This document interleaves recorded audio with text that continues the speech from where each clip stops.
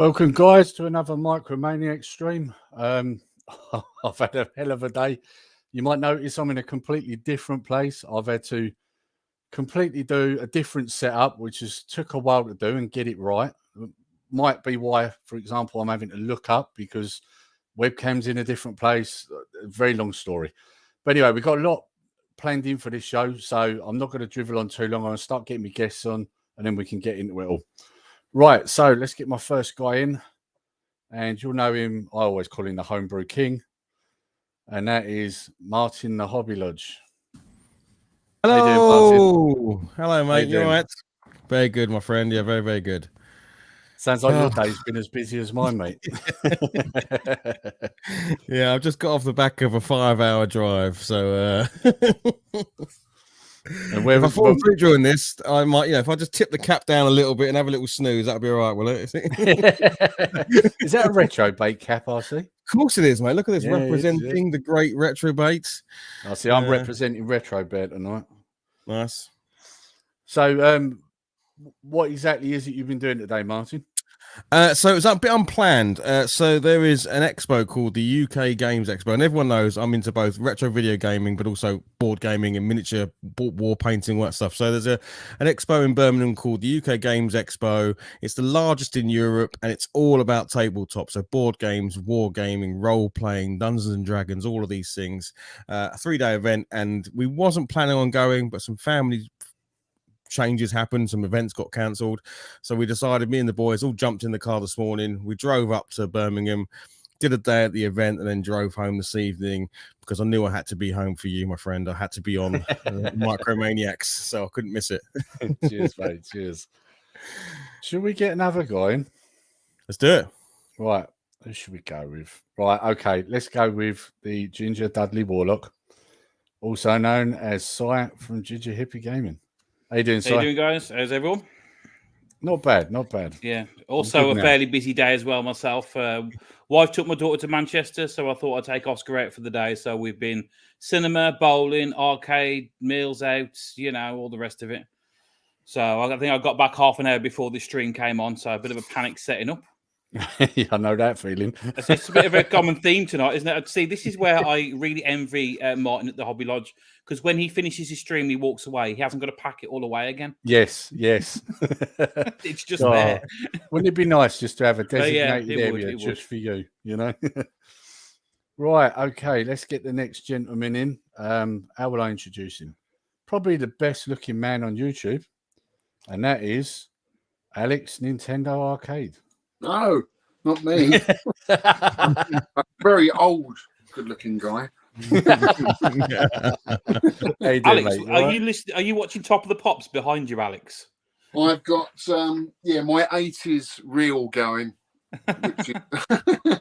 which I always put on when I come down here, get the games on, get the 80s music on, getting the kind of feel of nostalgia going, and I'm there in the 80s, I like your background. I don't know what to look at first at the moment. You've got plenty going on. I'd go for the 2 Vectrex. Yeah. Just showing off with the 2.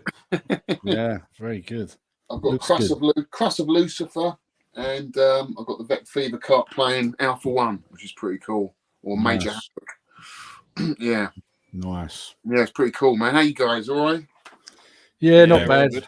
I think we're all pretty much the same. Been running around trying to get ready, haven't we? Yeah, definitely. I look a bit windswept. It's funny, isn't it? You set the stream at 8 o'clock. You think that way I've got plenty of time to do everything I need to do, and it all goes 12, doesn't it? Yeah. And like Simon says, Martin's got the best setup there. Just walk away, leave it. I have to set the lights up because there's no windows in this room, so it is black. If you don't have any lights on, it is black as black. See, this is where I'm jealous, though, because I can't even stream from my games room because I get no Wi-Fi down there whatsoever. It's just absolutely nothing. It's something I need to sort out in the future. Typical, isn't it? We'll run you a bit of fibre, Si. You need a bit of fibre run down the garden. That's what I've got. A bit of fibre running down the garden. Yeah, that'll do it. Right, should we have a look and see who's in the comments? Wow, there's quite a few people already. So we've got Matt, Retro Skelly. I've been looking forward to this all day. That's nice of him to say, isn't it? Oh God, look this retrobate or reprobate, should I say? Alex, how you doing, mate? Hello. Hello. Oh look. What's this guy doing here? Look, where did he come from? Eh? You know, this guy. Sorry, I don't know. One of my fake accounts posting. Oh look, we got the man who's full of energy, full of beans, 16 bits and bobs. How you doing, Ali? Richard Bay. Oh no, look. We don't want this guy in here. Get rid of him. He's overlooking. Look. Car Shrimp Gamer. How you doing, sir? And we have the chef. Hello, mate. How you doing? And then there's a bit of backwards and forwards. Whoa. Bloody hell, that just jumped all of a sudden. Have I missed anybody? Oh, we've got 8-Bit Rach. How you doing, Rach? And I think that's pretty much everyone because everyone seems to be having a chat between themselves. Oh, here we go. I said earlier on, didn't I? Martin mentioned about the fish tank, and I said, guarantee someone says something about the fish or whatever. And there we go. What fish you got, Lee? Something new. We've not seen it before. We've not seen the fish tank before, so it's, we're all excited. The Attack Walker in there as well. Yeah, you saw that. That looks very impressively. Your fish tank. Lee, just don't change the filter anytime soon because you'll break it again. Oh God, yeah, I didn't need that. That cost me, I think it was 80 quid for a new one. So I've got tiger barbs, I've got a red-tailed shark in there, and I've got lost count now. Must be about 8 or 9 different catfish, and some of them are quite expensive, but they'll be hiding. You won't see them. So I've got a fish tank. It's a tiny one. It's got sea monkeys in it. I'm still keeping them alive. Sea monkeys. I bought it for my son's birthday in February, and they're still going. Yeah, kids love them, I know, don't they? All it is brine shrimp, isn't it? That's all it is. Yeah, a bit of a disappointment though, aren't they? Really, because they've got that big smiley face on the box, and you looks like you can communicate with them. Do you know what I mean? Like aliens from outer space, and they do nothing. Have a look on YouTube and have a look at the history of how sea monkeys came about because it's got connections with the mob and everything else and stuff like that. It's really quite interesting. Yeah, I don't know if you remember, but I might be showing my age. But I remember in the 80s we had these jumping beans. Yeah, and they weren't those plastic ones you got today. They were proper beans, and there was actually an insect inside. Yeah, a worm. Yeah, that used to make it jump. I mean, they're banned now. I don't see them, but it's quite bizarre. yeah. Do you remember them? Yeah, I do remember them. I remember people bringing them into school. Yeah. So those were the days, weren't they? Not like this rubbish you get now. Yeah. God, we're all old, don't we? I'm kids today. Back in my day. Oh God. Right, it's going to turn into a Monty Python sketch. This is. Anybody young enough wouldn't even know what Monty Python is. Let's be honest. So that was back, kids, when comedy was great and they didn't care who they offended. Moving on. Right. So first topic. Now, I always do this when we have a new person on. So, Alex, you being new, this will be aimed at you, my friend, because myself, Martin, and Si have answered this already. Yeah. And that is, what got you into micros, sir? What got me into micros? Well, I can remember it pretty well. It was around about 81, 82, I'm guessing, around about that time. And my mum's friend, Jill, come over. With a Sinclair Spectrum 48K, and she had those simple games, survival and all that, running on it. And there was one game in particular that she had that I fell in love with, and that was Scuba Dive.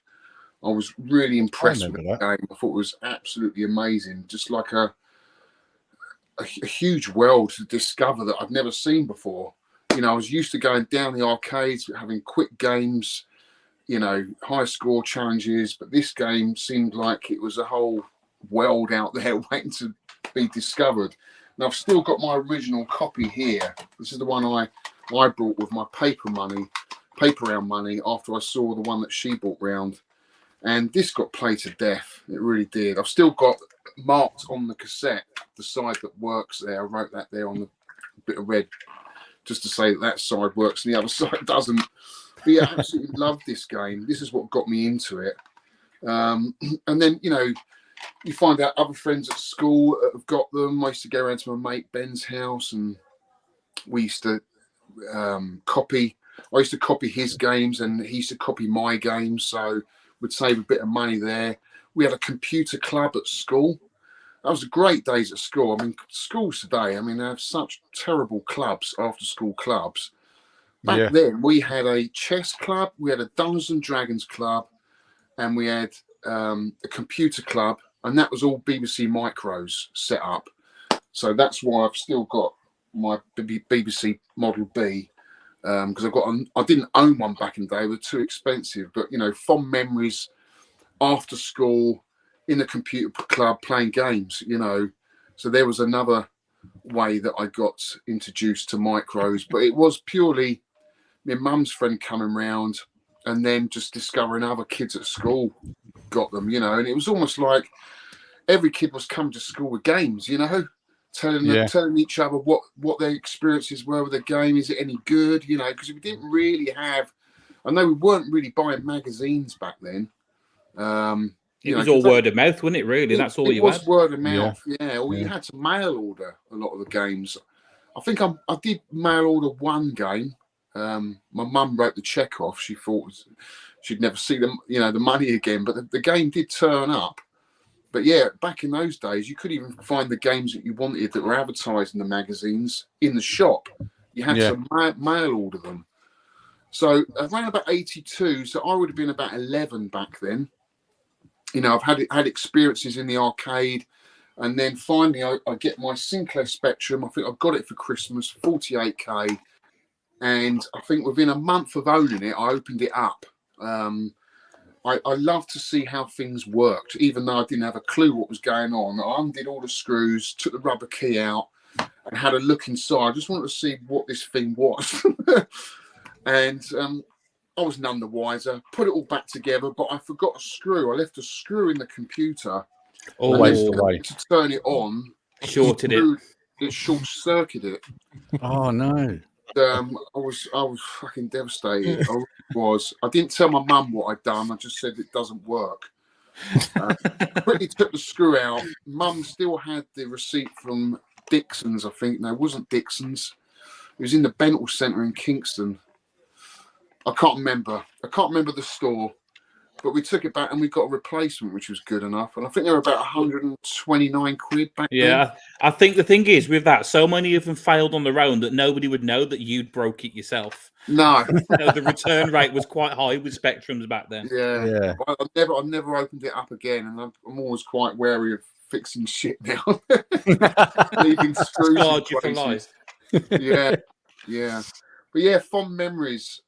Really fond memories back in the day. I mean, for me, it sums up the 80s, you know, the arcades and the Spectrum games. I had one friend that had a Commodore 64. You must have been rich. And the only games I remember him Mission Impossible and Bruce Lee. Oh, Bruce Lee, cracking game. I love that game. Yeah, but I still think Bruce Lee's best on the Spectrum. Yeah, a lot of people say that. Yeah, it's got to be better than the BBC port I played the other day. Oh God, yeah. Yeah, that's not so good. But you'll find like some games are better on the BBC, aren't they? Like Chucky Egg. Oh yeah. Chucky Egg on the BBC, I think, is the best port of it. But then you can say Jetpack on the BBC is the worst port of it. Yeah. You know? Definitely better on Specky. The BBC didn't really have the games that the Spectrum had. It didn't have the games that I started to get into, like School Days, Chaos, Rebel Star. They were games that were different, completely different. We'd never seen anything like it. I mean, the BBC just really had arcade ports, a lot of it, and platform games, which was cool, but it was never the same experience. You know, they were just poor man's versions of the arcade game. Yeah, you know? I've been playing the BBC quite a lot the past week. And I completely agree with you with that. It's like there are some really good games on it, but I would say like 70% of it is just meh. You know what I mean? Well, forgettable. I enjoy the BBC for the arcade ports, I think they're great. But back in the day, I wanted something more than that. And the Spectrum had that for me. It had those games that had a lot more depth to it, especially Chaos, where we had all our mates around. You could have 8 mates around the computer playing this game, because we're all into Dungeons and Dragons really heavily. And this was like a Dungeons and Dragons game. You know, this is my original copy of Chaos.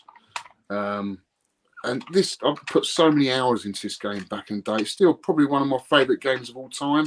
And I was lucky enough to meet Julian Gollop at Revival about 3 years ago. Yeah, I was just like, for me, he's like a movie star. I was like, I didn't know what to do. I was like, I couldn't get my words out. But yeah, it was just amazing to meet him. You know, he was such a cool guy. Because I love his game. Anyway, I'm going on too long, guys. That's my. That's right. You're fine. Yes, fine. Yeah. I just wanted to ask: is that the one that Si sent you the poster to? Yes. Yeah. Yeah. That's what I thought. Thank you so much for that, Simon. No, it's all good. He printed a couple off and he said he wasn't selling them. And I said, look, would you mind sending it to you? I got your address from Paul Retrobate. And I thought, well, I could tell you, or I could just leave it until it arrives and you'll get a surprise in the post. So, yeah. I mean, it didn't cost anything. It's just, I thought, how perfect person it can go to be honest. I really appreciate it, mate. Yeah, because it is probably, it would make my top 10 game of all time. You know, with all, I mean, it's such a difficult to make any top 10. But, you know, it's still a game that I would go back and play. And the amount of times, the time we put into it back in the day is madness, you know, and that just shows what a good game If I ever do a meet up with you, you need to show me how to play it, because I don't get it. Yeah, I mean, I had the demo which came on the cover tape. Yeah, I know that that version you've got can be expensive, but the big box version is ridiculously expensive now. There's hardly any out there. I've got a copy, you can have, mate. I've got a copy. No, it's not so much a copy. I just want to play it with you. You know what I mean? I want someone to explain the game, because I've looked at it. I've got it on the Div MMC. It just makes no sense to me. But the way you talk about it and the passion behind it makes me want to learn how to play it. Yeah, it's pretty simple. You get at the beginning, say you've got 4 players, you all at the beginning get a bunch of spells. Some could have more spells than others. It's chaos, right? So you never know what you're going to get. You could have a load, and the table's really about lore and chaos. And all the spells are divided up in lore and chaos. So you could have like a green dragon that's lore, which means it's good. You could have a red dragon that's chaos. The more lore you put on the table, the more chance of your higher ranked lore spells working. So you save your best spells until the table with everybody's put their stuff on. You can see which way it's going. You know, it could be in the middle. You know, you could take a gamble. But what you're trying to do, you add up all of your spells to see, have I got more lore spells or more chaos spells? How am I going to play this? You know, I've got a vampire. So I can see how it can happen with 4 people, as you said, it can be complete chaos. And it can completely go the other way. If someone gets a magic wood, then they've got trees everywhere. They can magic wood. Come on, you can't say that, and I can't not snigger. Come on. Yeah, you can't. Alex, we're all watching you, mate. We've all got magic wood. Come on. I've got magic wood. You know you're going to get Retro Chef in the comments now, don't you? Oh God! I'm getting a bit geeky, a bit nerdy, aren't I? But well, that's what this is about, though, isn't it? It's a nerdy stream. Exactly. Martin, I'm surprised you haven't played it, because it'd be right. I generally haven't, Given all of my history in Warhammer and D&D and all of that, I've never heard of it until you started talking about it. So, from before time. So I definitely need to check it out. Spectrum. Yeah, that's the problem. It's on the wrong system. That's the problem, isn't it? No, it's on the right system. So there's a comment here for you, Alex. Let me just add one thing, because what makes the game is you can put a spell on the table. Say I could put like an ogre, really powerful ogre, but it could be a fake. It could be and no one would know. But everyone has a disbelieve spell. So you could waste your turn doing a disbelieve spell on an ogre just to see if it's real or not. If it's not real, you've killed it, because it's not real. And that adds another, risk reward element to the game. Brilliant game. Brilliant game. And again, Rebel Star is the sequel, which is another must play. I don't know if you saw this comment, Alex. I'll just put it up again. Chef's put, any other surprise packages this week? Oh, you know what he's getting at, don't you? I'm saving that for a video. He sent me a lovely package, Lee. Save it for the video, because I think that deserves a video on its own. Yeah. I think he thinks I smell or something. Oh, right, yeah. Yeah, mate. I've got it, mate. I remember now. Magic trunk, more like. God, this stream's going downhill fast, isn't it? Right, let's quickly change subject. Hang on a minute. Let's just get rid of that. Okay, now we're going to move into show and tell. And no, it's got nothing to do with magic wood before anyone says it. Right? Right, okay. So this part I'm going to hand over to Sai. So he's got a couple of things he wants to show. Hang on. I didn't know you were doing that. Hang on, I've got to move stuff. Right, carry on. Let's do Martin's, because Martin's got something to show as well. So do you want to show your stuff, Martin, first? Yeah, sure. So mine will be quick, but given since I sort of started getting back into the 8-bit in the new year, with obviously Retrobait helping me get my Commodore 64, and then just getting the disc drive and getting the tape drive and getting all of the games I can possibly lay my hands on, both new and old. The last thing I was missing to complete my sort of childhood Commodore 64 setup was the Terminator 2 joystick. Okay, hang on, before you show it. Before you show it, you need to do the music like you did the other day. Dun, dun, dun, dun. Dun, dun, dun, dun, dun. There we go. So yes, I now managed to get my hands on the awesome 1-button version, because there is a 2-button version of this as well, which is probably arguably better because it's got 2 buttons. But this is the exact joystick that I would come home from school every day and play my games. And I used to then take this up to my friend Mark's house to then play on his Commodore, and then ultimately his Amiga as well. So this is quite hard to come across unless you want to pay ridiculous money. And you know, I found one in Poland, I found one all over the place, but very few actually appear online. This one's a bit beaten up, so I am actually going to be taking it apart and to respray it. So I have the skills, hopefully, to make this look nice and fresh and new. If anyone can do that, you can. Yeah, this this even the moment I put it in my hand, where your little finger goes under his chin, your fingers rest on the bridge of his nose and his mouth, and then obviously you got the fire button on the top there. The moment I picked this up, and it just literally, the memories just come flooding back of using this every day. So yeah, really chuffed to have this back in the back now, and it completes my childhood C64 setup. So very happy. Can I say something, Martin? You never had the Commodore 64 when you know what I mean, when we all started talking. Watching the journey for you, get your whole system back and everything else, the nostalgia you got. I mean, you put a video up before and you put the tape in and you clicked it down and you pressed the play button, and he said just the nostalgia and everything else from things like that. It's been amazing to see, and I think it's what these micros and everything are all about. It really is. It's like a time machine. It really is. And seeing you come on your journey, getting your whole original setup back has been amazing. And it is really, like I said before, it's the silly things that catch you out, like the rocker switch on the side of the C64. The fact that it's not just an on button, it's this little rock, and you just do it, and it instantly sparks oh crap! I used to do that every single day. Like every day, I'd come home and turn it on, and little things like that. Yeah, so to have this back now, and to have that on the table behind me, fully set up, and the same with obviously I've been doing the Amiga recently as well. It really is awesome. So I totally get why people go crazy about this stuff, and probably end up paying crazy amounts of money for the stuff that they remember, because it's a great feeling. So I'm very happy to have that, and really happy to have completed the C64 now. Can I just ask, Martin, if you don't mind answering this, how much do them joysticks go for these days? So in a box you're probably talking 70 plus, so £70 plus for this one. I was really lucky because it is a bit beaten up, and I don't think it was listed very well, the actual eBay auction, so I got it for £17, which I think is a pretty good price for that. And is it fully working? Yeah, fully working. Yeah, no, fully working. I mean, the funny thing is, I was saying to Lee before we started, as an adult now looking at this, I realize actually how crap it is as an actual joystick, because look at the wobble on it. It's like a bobblehead, isn't it? Good for track and field. Yeah, yeah. I could probably do track and field just by doing that. There we go. I'll probably get first place.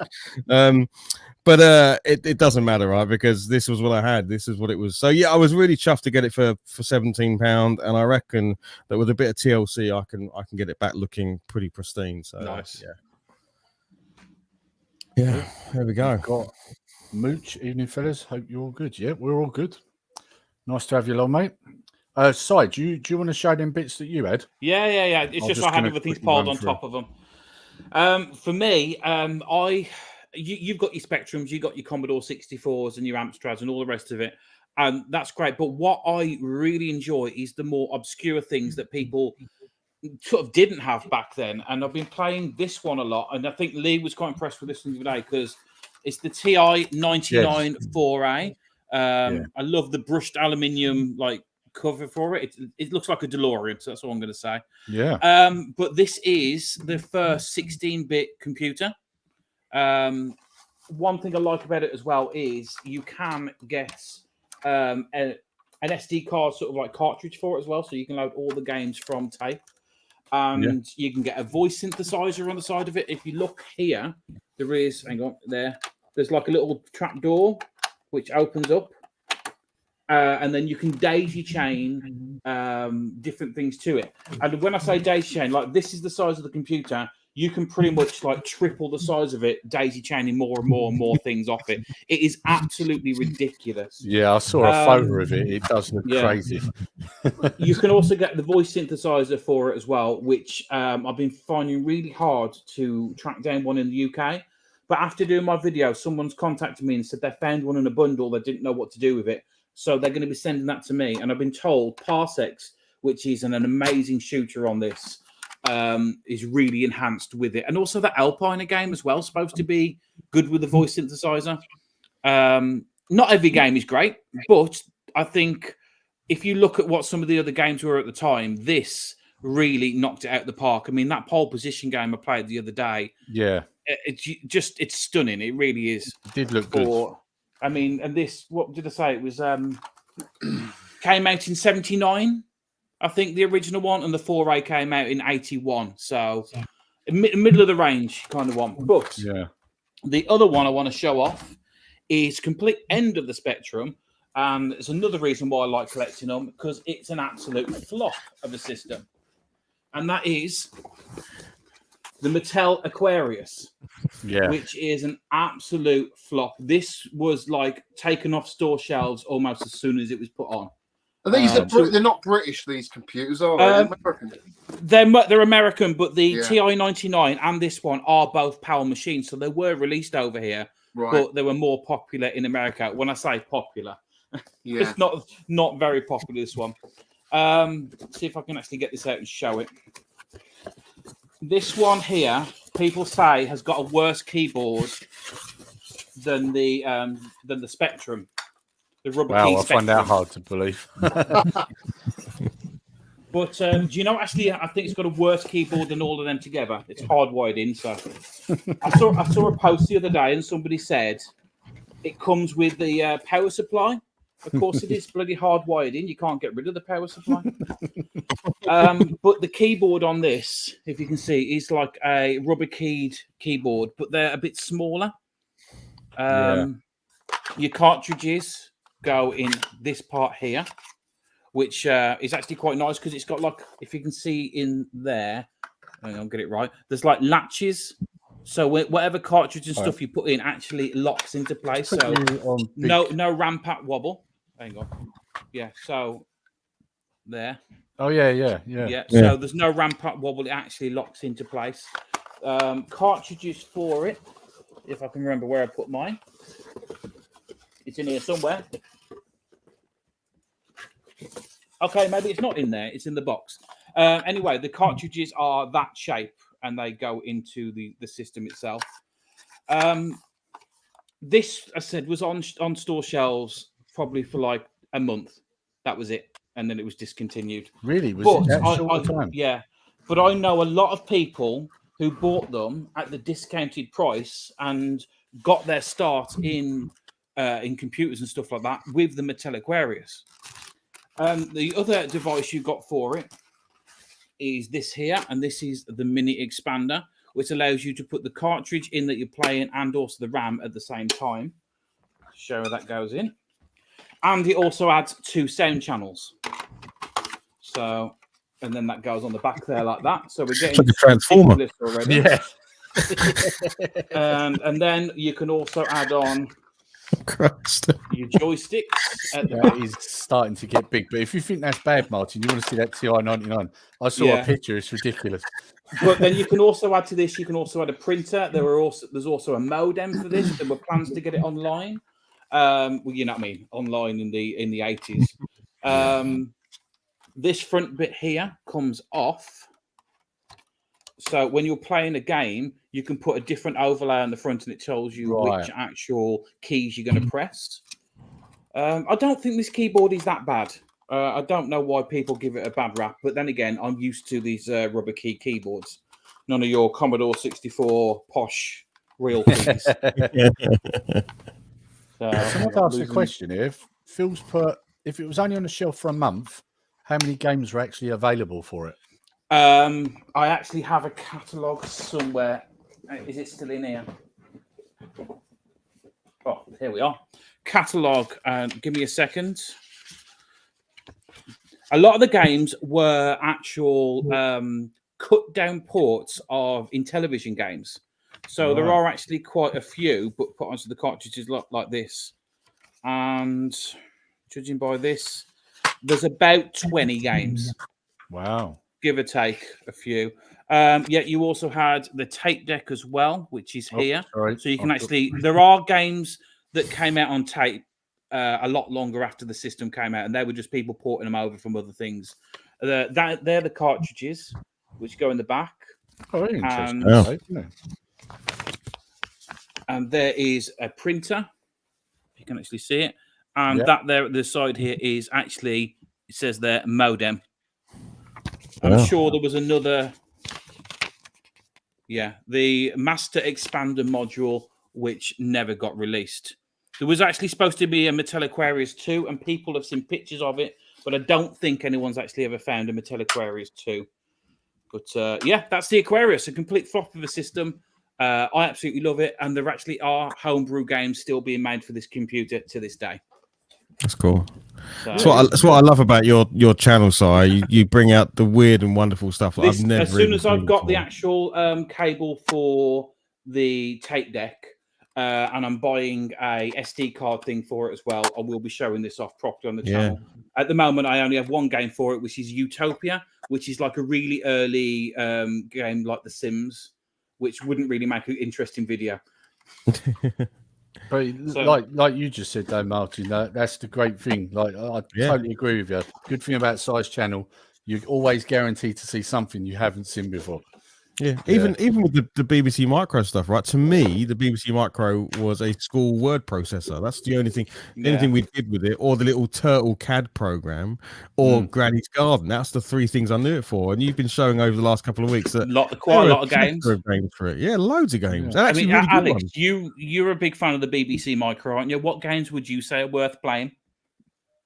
Well, I'm gonna keep promising Richard Broadhurst, who designs a lot of homebrew games for the BBC Micro, but they're more arcade ports, but they're so well done. So I recommend playing any of Richard Broadhurst's arcade ports. He's done Frogger, Scramble, Astra Blaster with synthesized speech, which plays amazing. Do you know what? The BBC does great synthesized speech. I was shocked how good it is. I'm trying to think what else he's done. He's done a bunch. And I need to do a video on it because I keep promising. Because actually, this BBC Micro is his. It's on loan. It's not even mine. He gave it to me at Revival. And I said I'll do a video. When was that, though? Because how many years ago? Oh, a couple of years. I'm in contact with him. He's a good guy.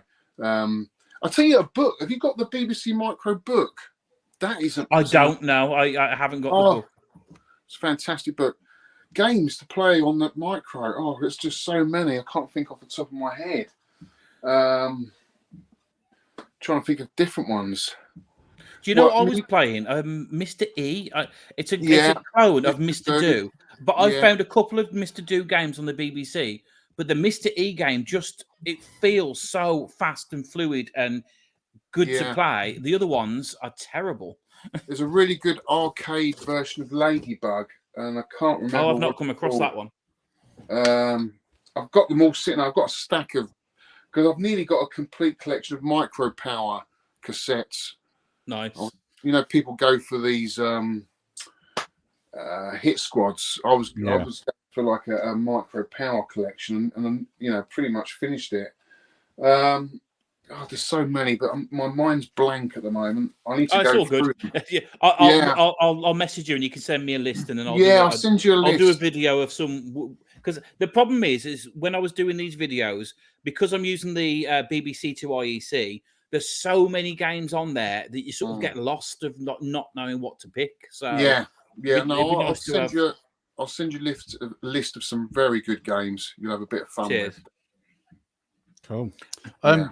Before we move on to our next bit, I did have a question on Facebook. So somebody asked me, I don't know if one of you two guys want to take this, because obviously, Alex, you're better with spectrums than I am. But they wanted to know what the difference was between the grey spectrum and the black spectrum. Who wants to take this one? I wouldn't know. So, well, for me, what I've been told is the grey spectrum is pretty much a Spectrum 1 to 8, you know, the toast rack, but put into a new case. Whereas later on, they changed some chips around and everything else, which affects the sound and the compatibility of it. So if you're ever going to go for a grey one, you need to go for a grey one, but built in England, not built in Taiwan. And that is pretty much a toast rack with a built-in tape deck. Best one to get. Yeah, I mean, I know physically. I'm not an expert, but that's what I've been told. I know physically looking at the board, you've got more RAM chips, haven't you, on the grey? Because, like, obviously they made the RAM larger in the later version. But generally, it's just smaller boards, wasn't it, really, when you look at it? Yeah, but the weird thing is, if you look at the Amstrad, what they did was always making their boards smaller. If you look at the early Amstrad CPCs, they've got big boards. If you look at the last model they did and open it up, you'd think they've missed half of it. Yeah. It shrunk down to almost nothing in the corner, so... Of course, the other thing is that the grey one's more compatible with the older stuff as well, isn't it? Yeah. Especially 48K stuff, I've heard. The grey one's better for that than the black one. Yeah, definitely. But then there's two models of the black one. I don't play any 1 to 8 games. I only play 48K games. Yeah. Yeah, but that's the era that you like, though, isn't it? Really, that's. It is. I must admit, I've got a real nice little collection I was going for at the time of 16K games, because it's amazing what they can actually get running on just 16K. Saying that, I mean, I would like to get a 1 to 8 because I've never experienced it. I left school. What year did they come out, the 1 to 8? 87, would you say? Yeah, getting on to... You got to think, it's like the black ones were coming out, like the later ones with the James Bond pack and everything else like that in the 90s, weren't they? So they were bundling them together with other stuff.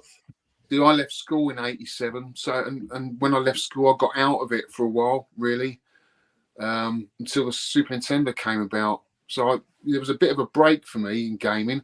I mean, I still had my computer at home, and I probably still loaded up. You discovered other things. Yeah. I thought the laugh might come in. Yeah. Are we going back to the wood comment again? Discovered your magic wood, did you? Yeah. So someone just said, "Is Lee on mute?" Can you hear me, guys? Yeah, I can hear you. Yeah. So I say, like, it's weird. It's probably just Lee, isn't it? He's probably like, but you know, the sound in the 1 to 8 is what makes the games, isn't it? Really, would you say? What's that? Sorry. On the 1 to 8, the games, it's the sound chip. The games, much different. The games are no different at all. It's the AY sound chip and everything else which makes the difference. You can get larger games as well. You know what I mean? You haven't got to do multi-loads and all stuff like that. But the games themselves are no different. Yeah. Have you ever had a Micro Drive? Do you know what? It's one thing I've never had. I've had the actual tapes, or the wafers they call them, but I've never actually had a micro drive. But I've heard one of them loading, and you think it's going to break. How fast they go. Tiny little things, aren't they? Little cassettes. Because I had them on the Spectrum QL that I had, and that's another interesting one altogether. Because the weird thing is, I did collect every Spectrum model from the ZX81 all the way up to the Plus 3, and then I sat there after collecting them all and going, well, they all play the same things. Yeah. Why have I got them all?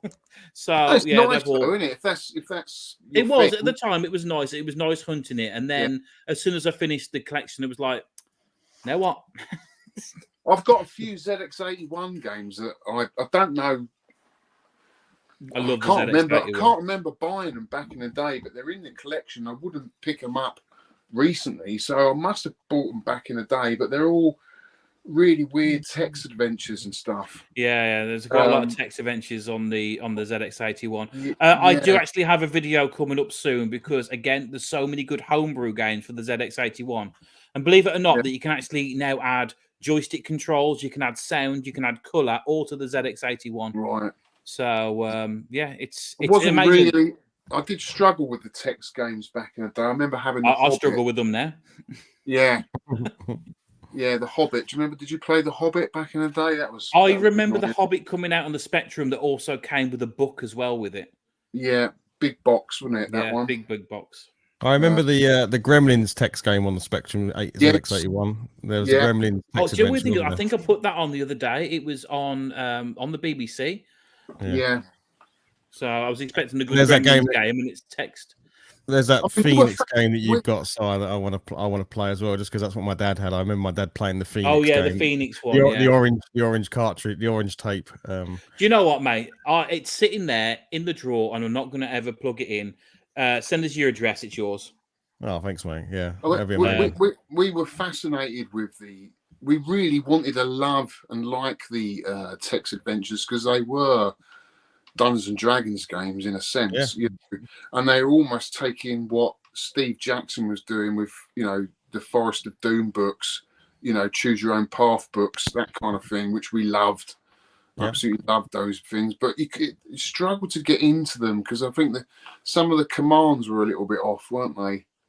I think that was what it is. It wasn't always obvious what you need to type. It wasn't. Yeah. Try being dyslexic and doing a text adventure.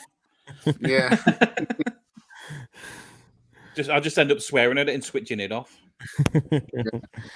Well, what's this retro shift? To be honest and completely truthful, the C64 is a far superior system. Would you not agree, retro mate? Oh, fighting talk here. It's all right. Everyone's allowed their opinion, even if it's wrong. Granny's Garden, the text adventure, every kid played at school, except me. I didn't play it. We didn't have them. Tell you what, if you told kids they're playing Granny's Garden there, they'd just laugh at you. So you guys, right? So you're a little bit younger than me, so I am intrigued to know when you got yours and what your first. You've asked me without being rude, guys, but do you mind telling me your ages? I'm 51, right? I want to know what year you got the Spectrum. I'm 42, and we had a ZX81. That's the earliest I can remember as a ZX81 as a kid. Like I must have been like 4 or 5 years old. And then the first one I actually remember playing was the Commodore 16. So I don't know when that was. So your dad would have bought that then, not for you. Yes. You've been too young, right? The first computer I remember sort of like opening as mine is the Commodore 64. The Commodore 16 was my brother's. My brother is 6 years older than me, so he had the Commodore 16, which I inherited from him, and then I got the Commodore 64. So around about 10, what was you playing? So I'm 10. I'm 1982. I'm playing a Spectrum. I'm buying the new games. They're coming off the shelf. The Commodore had been around a while by then, wouldn't it? Surely you were looking at other things, or when did this? I can't remember the years they came out. When did the SNES? When did the SNES release? That's one early 90s, wasn't it? 91, 92. Yeah. So, but before that, it was the Commodore. I mean, I was still using the Commodore 64. I never had a NES, so I skipped sort of generations. So I went from Commodore 64 to SNES, and then when did the Amiga 1200 come out? That's like later, isn't it? mid-90s. I don't Yeah, know. something Mid-90s. like That's that, kind of yeah. So it would have been ZX81, C64. Then my own machine was the Commodore 64. Then jumped that kind of console range to the SNES, and then went to Amiga. And once I was on Amiga, I just carried on them from early PC onwards. So yeah. So early 90s, you were about 10ish around there, weren't you? So Well, I was born in 79, so 79, yeah. Well, 80, I was born in '83, so I'm actually 39 in 2 weeks. So, Yeah. am I the youngest here? Yes. So where's your love with it then, Simon? 'Cause My obviously- love of the Spectrum comes from basically I've got 5 brothers, and there was a thing that was said in my house: if I have to buy one for you, I have to buy it for everyone. So we just made do. My dad had a ZX81. I always remember him coding on that. Then he had a Spectrum, and that is just what we had for the entire 80s until we got until 93, I think it was, and we got an Amiga 600, and that was the first computer that I remember opening Christmas morning, and it was ours. But everything before then was people had. I always remember going around people's houses. Didn't you see it as a bit old then? But I had nothing else. You know what I mean? When you've got nothing, when you have got nothing else to play on, if somebody only gave you a Tiger handheld electronic game and that's all you had, you played it. You know, it's that kind of thing. So I used to go around to my friend's house who had a Master System. A friend of mine had an NES. My cousin had the Amstrad CPC. And the really annoying thing is it was a 664, which is the stupidly expensive one now. But yeah, that's just what we had. I remember playing ZX81 games. And when would I have remembered playing them? Because the ZX81 was come out in 81. I wasn't born till 83, and then you got to think of many years later still remember it. So we just it's just what we had. I find it very hard to remember. People say, I remember. I think, mate, you're like 10 years younger than me, and you remember more about that shit than I do. And I was there. It's weird. It's weird little things for me. So when I could describe the case for Phoenix, so I couldn't tell you what the game looks like. I have no idea. But I vividly remembered the case, the orange with the Phoenix on the front, and the same with the Gremlins. The Gremlins game came in a clamshell with the blue and then there's a gremlin on the front of it. And I remember that as well. Like I don't remember anything about the game apart from I think when you died in the game, I think you got like a gremlin appear, like it was like a text representation of what a gremlin would look like, and I think that was it. But that's it. And I must have been 4 or 5 years old when we were playing that, you know. Yeah, I mean, it's hard to think like what would we done what would we have done as kids if we didn't have the Spectrum at home. Because there was only a couple of channels on TV at the time.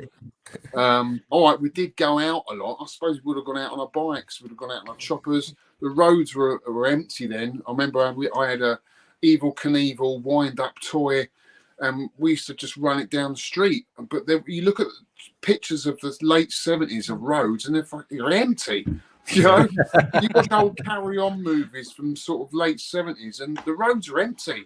Yeah. You know, so kids could play in the street. So it was different, but having this stuff at home suddenly got us off the street. I think the parents were much happier with us sitting at home. But then the dad come home and said, "You're on that old computer again, son?" And I'll be like, "Yeah." And he didn't understand it. It was beyond him, you know. But yeah, it's hard to think what we would have done without them. Looking back now, because we spent so much time with them. You know. See, Alex, I've got a story for you on my one. Then, anyone who watched the first Micromaniacs would have heard it. But so there's a reason why it's a bit dodgy. So I just turned 44, right? And I got my first computer was a Commodore 64 when I was 10 years old, and I paid for that myself, right? So. A friend of mine's dad was selling it, which I couldn't understand at the time because my friend really enjoyed playing it. Yeah. And I'd lied and said I was 11, 12 years old so I could do a paper round. And this is how I was saving the money, right? So what I couldn't understand was that he seemed to be in a massive hurry to sell it and for a good price. It was about 50 quid, and I got the old bread bin C64. I got a printer, monitor, disk drive, and a load of backup discs. And didn't occur to me at the time, I got it really cheap. It was only when you get that little bit older that you think back on things and you think, hang on a minute, like that was really cheap. Why was he in such a hurry to get rid of it? And then I remembered that his mum always used to tell us, basically he used to get done for burglary, this guy, right? His dad. Right. So whenever he was inside, the code for that was that he was working away, right? So he disappeared shortly after that. So it didn't occur to me at the time, but when you get older, you suddenly realise, I bet he nicked that out of someone's house. Well, So the old VHS players, I remember, I think even Only Fools and Horses made a joke of it in one of their episodes about it being off the back of a lorry. I think they were all off the back of a lorry back then. Yeah. Well, let's face it, you wouldn't be able to afford it any other way. No. Yeah. No, it was all new stuff. But you had to rent it back then. You had radio rentals, so you'd rent it. Which we did our first one. You couldn't afford it. Yeah. Or you got a top loader. Yeah, funny times. It doesn't seem that long ago, but things. Don't think about it because it is. Do you know? Things have changed and moved so quickly in my lifetime, but it's in your lifetime they've moved any quicker. With technology and everything, just moved so fast. Do you know what made me feel really old the other day, though, Alex? Is my daughter went to a disco at her school, and she said, "I didn't want to go into the disco because they were playing some old music from 10 years ago." Like that's like 10 years, so 2012. Yeah, that's a decade ago. Crazy, mate, isn't it? Yeah, crazy. Oh, yeah, look, U-Star, the geezer who couldn't get away from the cops on a scooter in Italy. Yeah, so this same guy that I bought the C64 off, at Christmas, he walked into Halfords and he stole a BMX scooter for his son and got caught. and I remember in the chat, wasn't it, on that stream, I think you was on its side with me, weren't you? Somebody said, how did he get caught when he could have just rode the scooter? Yeah. Right, okay. Shall we move into our next thing? Let's get rid of that comment first, otherwise that'll be in the way. Oh, Jay's in the house. How you doing, Jay? Yeah. Do you know what? I was talking about Jay. I watched his video the other day and I didn't realise he was doing a Star Wars collectible channel. Yeah, so, I'm trying to look for his channel. I did ask him a while back, but I'm not really into figurines, but I'll always watch Jay because he's so good on YouTube. Mando Collectibles, and it's really good. I had a look at some of his videos, really good. Yeah. And I've got to say that some of these figures he's getting, I know that they're not cheap. They're really not. When Jay buys stuff, it's always top quality, the best, Yeah, Hot Toys stuff, really expensive. Yeah. I'd love to have them, but I think the wife would kill me if I started buying them. Yeah, I mean, I'd like a few figurines. I did have a couple of first for figures, but I've got nowhere to put them. Yeah, and there's so much you can collect, right? Yeah, I've got to be honest. I'm a bit of a sucker for things like that. I've got some Batmans and some Star Wars stuff, but the Hot Toys stuff, they are probably the best you can get, and they are very expensive. Yeah. But yeah, anyone who is into that sort of stuff, go and check out Mando Collectibles. It's really good. Right, let's go into our next topic, and that is name a micro game that disappointed you. Now, I know mine, but I'm going to go last. So, Martin. I've got one in my head. Okay. I could do another theme tune, couldn't I? Because I know how much you love me singing the last one. Go on, why not? Let's go for it. So my one is this. There we go. Oh, yes. Again, another one I tried to play on the BBC the other day, and I couldn't get past the first screen. Because honestly, how can you mess this up? But somehow they do. Yeah. The one thing a helicopter should do is hover in place. I'm pretty sure that's why they were invented, for their ability to do that. Yes, in this game, and the game would be completely different if only they could. In this day and age, you'd be able to download a patch online for this to put the hover ability in place. But no, we have to live with it as it is, and you have to constantly be pushing up in sort of little bursts to keep your helicopter sort of just above where it's going to be crashing into. Helicopters that can't fly. Sorry, retro bait comment. Well, I mean, it's a little thing, but it completely ruins the game, doesn't it? Because if you could hover in this game, it's actually fine. Like I've been persevering with it to try and see if I can get through it. But yeah, you can't. But if you could hover, I think it would actually be a really good little game. And it's Airwolf, so of course it's iconic. I love it for all the reasons that, you know, every Saturday at 5 o'clock you'd sit in front of the telly and watch a new episode of Airwolf. You would make the sounds it makes. You would you'd love it. But it's such a shame that the game on the C64, and I'm sure it's probably the same when everything else came out on, it's unplayable because of that, you know, and it's it's a real shame. So if it could be remade, maybe someone could do it as a homebrew. Maybe someone could remake it a working version of Airwolf. That would be amazing. But yeah, that's my pick for game that disappoints me still is Airwolf. Good choice. I would agree with that one. Alex, what game? Oh, sorry, I'll need to bring it back up. What game disappointed you? There's quite a lot, really. How long have we got? It's only a 2-hour stream.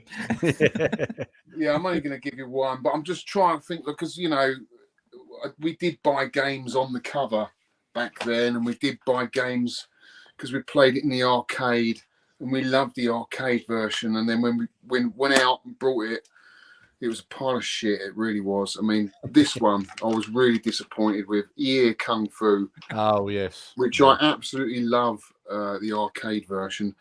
You know, he definitely isn't the arcade version, is it? No, because you can just you just press one button, just keep pressing it, and that's it. You don't need to know all these moves.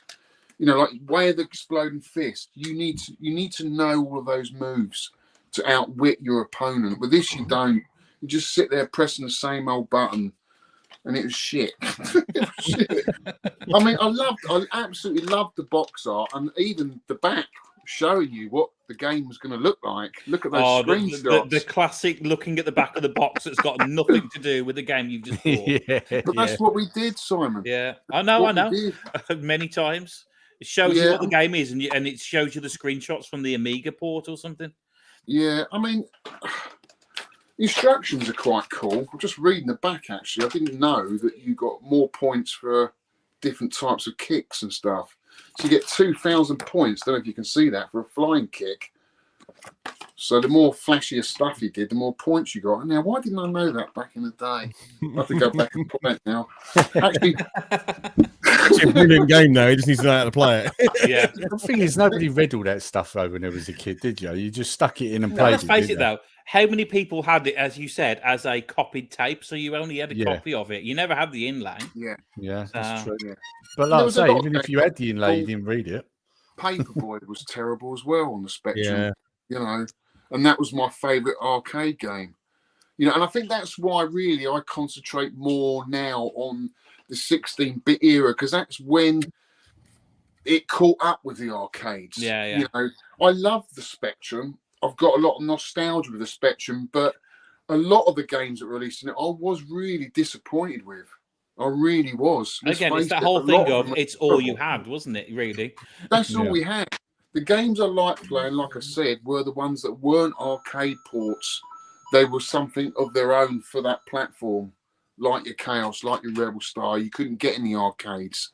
They're the ones we played for ages. You know, different games. Tell you what, though, if you're talking about arcade ports, though, I mean, I did bring this one in to talk about something else, but Phoenix on the Spectrum, now that is one of the best arcade ports you can get on the Spectrum. It really is. Is that homebrew? No, this is actually an original game. Oh, this okay. Is have you never played it? Show me the cover. This one is a reissue. They redid the covers a few times, but it's a 48K. Hang on, Phoenix for the Spectrum. Right, because there's a lot. This, as I said, this one here. Hang on, find it. This one was the later budget release for $199. Right. So because there was a couple of bootleg names like Falcon and stuff like that. No. If you've not played Phoenix on the Spectrum, go and give it a play. It's an original 48K Spectrum, and it's got no flicker, no color clash or anything else like that, and plays really quickly. You'd be surprised how good this plays. I'll check that one out, dude. I think you'll enjoy that. If I remember that Phoenix one, that's a shooter, right? Yes. Yeah. I remember that. It was in the arcade as well, so it's very, it was very it was the first game, actually, I think I'm right in saying this, in the arcade, to have an end of level boss like a mothership. Well, I don't know if it still has it in this as well. Oh. So but it was the reason why I brought that up was for this homebrew game here.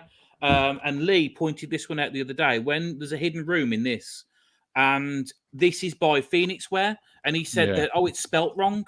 And it wasn't until I played it through the second time that end of level boss is in the same room, and it's written Phoenix as in Phoenix in this game. So it's all these little hidden little things. That's why I brought these two games out. But great Spectrum port. Anyway, even though we're talking about bad games now. I'm glad I noticed that, because if it weren't for the fact I said he spelt that wrong, you might not have made that connection. No, exactly. It was only when I went back into the room, I went, I've seen this shit before. You know what I mean? And it suddenly clicked, it's Phoenix. And I spoke to the developer and he went, yeah, I'm glad somebody spotted that. So, yeah. It's quite like homebrews. So, Si, micro game that disappointed you? See, again, there can be a lot. I mean, you can go the classic route and say Outrun, because an absolute disappointment. I could annoy Retrobait and say Ninja 2, the last Ninja 2. I hate that game. That's just what he's probably already texting now to reply to that. But a game that really disappointed me. I love the show Count Duckula. Count Duckula 1 and 2 on the Spectrum, where I love the cartoon, really wanted the game to be good. It's absolutely terrible to a point that it's unplayable. Just awful. You know what I mean? And you were expecting so much. You looked at the cover. It's like when you used to get like trapdoor games and things like that. They were good games, and then this crap came along, which is just there. Is he annoyed already? That just reminded me, and we won't go off on a tangent on it, but the Thundercats game as well, because it's a cartoon that we love. Yeah, the Thundercats game is freaking diabolical. Oh god! The Thundercats game is walk 2 paces, die. Walk 2 paces, die again. Like, I don't know how it must never been QA'd. No one must have actually tested that game because it's just like they couldn't have done it. It's like that Squid Game, isn't it? A game that was just completely unplayable. Any of those movie tie-ins, TV tie-ins, that was the worst time in video game history for that sort of crap. I mean, it was. That's what I mean, though. But the trapdoor game was good. It was a license to print money. It was a license to print money because they knew the kids were going out to buying that crap. You know, and what could they do? Could do nothing. It was rubbish. Tell you what, though, the game that I never gave a chance back in the day, but it's kind of okay now, is the Ed the Duck game. Ever played that one? No, I've got that for the C64. Yeah, it's weird. You think it's going to be bad, and it is bad, but it's still fun to play. I've got it, but I don't think I've ever played it, so I'll have to have a look at that. Tell you what, because he jumped on my stream with Ed the Duck, I'll do an Ed the Duck gameplay and tag Jim Tendo in it. Jim Tendo, put his thumbnail in there. Yeah. Right, so I suppose I better show my one, and someone has actually already mentioned this, and that is, if you can see that, Double Dragon on the Commodore 64. Now, quite a simple reason why this one disappointed me so bad was because this was the first game I played in an arcade. And every week, without fail, I used to say to my mum, I can have some bus fare. And instead of using it for the bus, I'd walk to town, go into Montag Arcade in Gravesend, and pump it into the old Double Dragon machine. So when I got my Commodore 64, the first game I wanted was Double Dragon, and rushed out, bought it, got it home, all excited and that, bunged it in, loaded it. What a load of crap. That's a terrible game, isn't it? Like the Commodore 64, I remember looking at it thinking, what is this? Like, it doesn't even I could just look imagine like the it. Disappointment on your face loading that up for the first time. I mean, oh my God, I'm just going to have a look now, because I'm just going to have a look at the art on the back, because I bet you any money, it's not. Yeah. No, if I show you here, look, right, I don't know how well you can see that. They are not screenshots from the Commodore 64 at all. These are arcade shots, and that was basically what it was like back in the day, you know. And oh my god, that game has got to be better than the Double Dragon on the Atari 2600, though. Oh, I don't know. I'll have to play it and see. I remember you playing it. It's not great, I admit it, but I don't know. It's pretty close, I'd say. Oh, it's a terrible bloody game though. Like, I remember, like, if it wasn't for the fact that it was paper round money and I'd worked hard to get it, I probably would have thrown that straight in the bin. Like, you know, I was that annoyed with it. Yeah, that's the thing, game. Because you paid, I don't know, between £5 and £10 for a game then, it was terrible. Yeah. You know, you got your fingers burnt, didn't you? So you started to copy shit. Yeah. You'd had enough of spending your money on this, a lot of these games, and they were rubbish. Yeah. You know? Have you seen Techmoan had the YouTuber, and he told us that back in the day he always used to look for the catalogue, and he saw this tape player which had a tape in one side and a tape in the other, and you can close them up at the same time. And he always said he'd love to get that because on the way on the bus, his mate can get a tape, put it in, and record it whilst going to school, and then swap the tapes over. He said it was like it was the dream to have a double tape recorder portable. Yeah. I mean, I used to do it. I had a Sanyo double tape deck, and you had little dots for the volume, and you always knew that if you put it on the third one up, on the tone and the volume, it was perfect for recording Commodore 64 games. Yeah. Which is funny because I've heard a lot of people say in the chat, even on these streams, saying, oh, they were impossible to copy. And it's like, I never had that problem. I mean, yeah, it took a couple of attempts to get it right, but I've got about 20, still got all of my copied games, kept them all, never got rid of them. So I've still got all of them. It's all written down, the amount of games that I copied. And I did it we had one of these big Sony Getter blasters. Yeah. And we did it on that. And it was great. Yeah, I don't remember copying Commodore 64 games. It was definitely prevalent with the Amiga, like everyone trading. Oh, yeah. I remember going to car boot sales and finding copied games at the Amiga. Yeah, Amiga, it was copy or something like that. Yeah. But I don't remember so much of it. Maybe I was just young and I wasn't thinking about it, but I don't remember it too much with the Commodore. But then again, I was also using a lot of the discs, and I don't remember them being copied that much either. Maybe people didn't have the kit to do it. I don't know. I've got 2 full cases of copied Commodore 64 discs. Yeah, all I mine need to go through them and all my discs. Send them all to me. No, I need posters at my house. You need kindling for your fires, don't you? Right. Okay. Let's go. I keep doing this, right? I keep leaving a comment on, and then I got to pull the banners up. Oh, get it together, Lee. Jesus. Right. Right. How long we got? We're on an hour and 8 minutes. So, okay. Here we go. Then here's one. If you could have a sequel to a micro game, and this is as in a micro version of a micro game, what would it be? So do you know what I actually really enjoyed? And they did a lot of them for the Amiga, but they actually have Lemmings on the Spectrum, which played really, really well. And I would love to have seen them convert the other games into Amiga ports Spectrum ports as well. Like the other Lemmings games? Yeah, the other Lemmings games, because they did so many of them. And you'd be surprised, you think, oh, Lemmings, how's it going to work? It works really well, especially with the joystick and everything.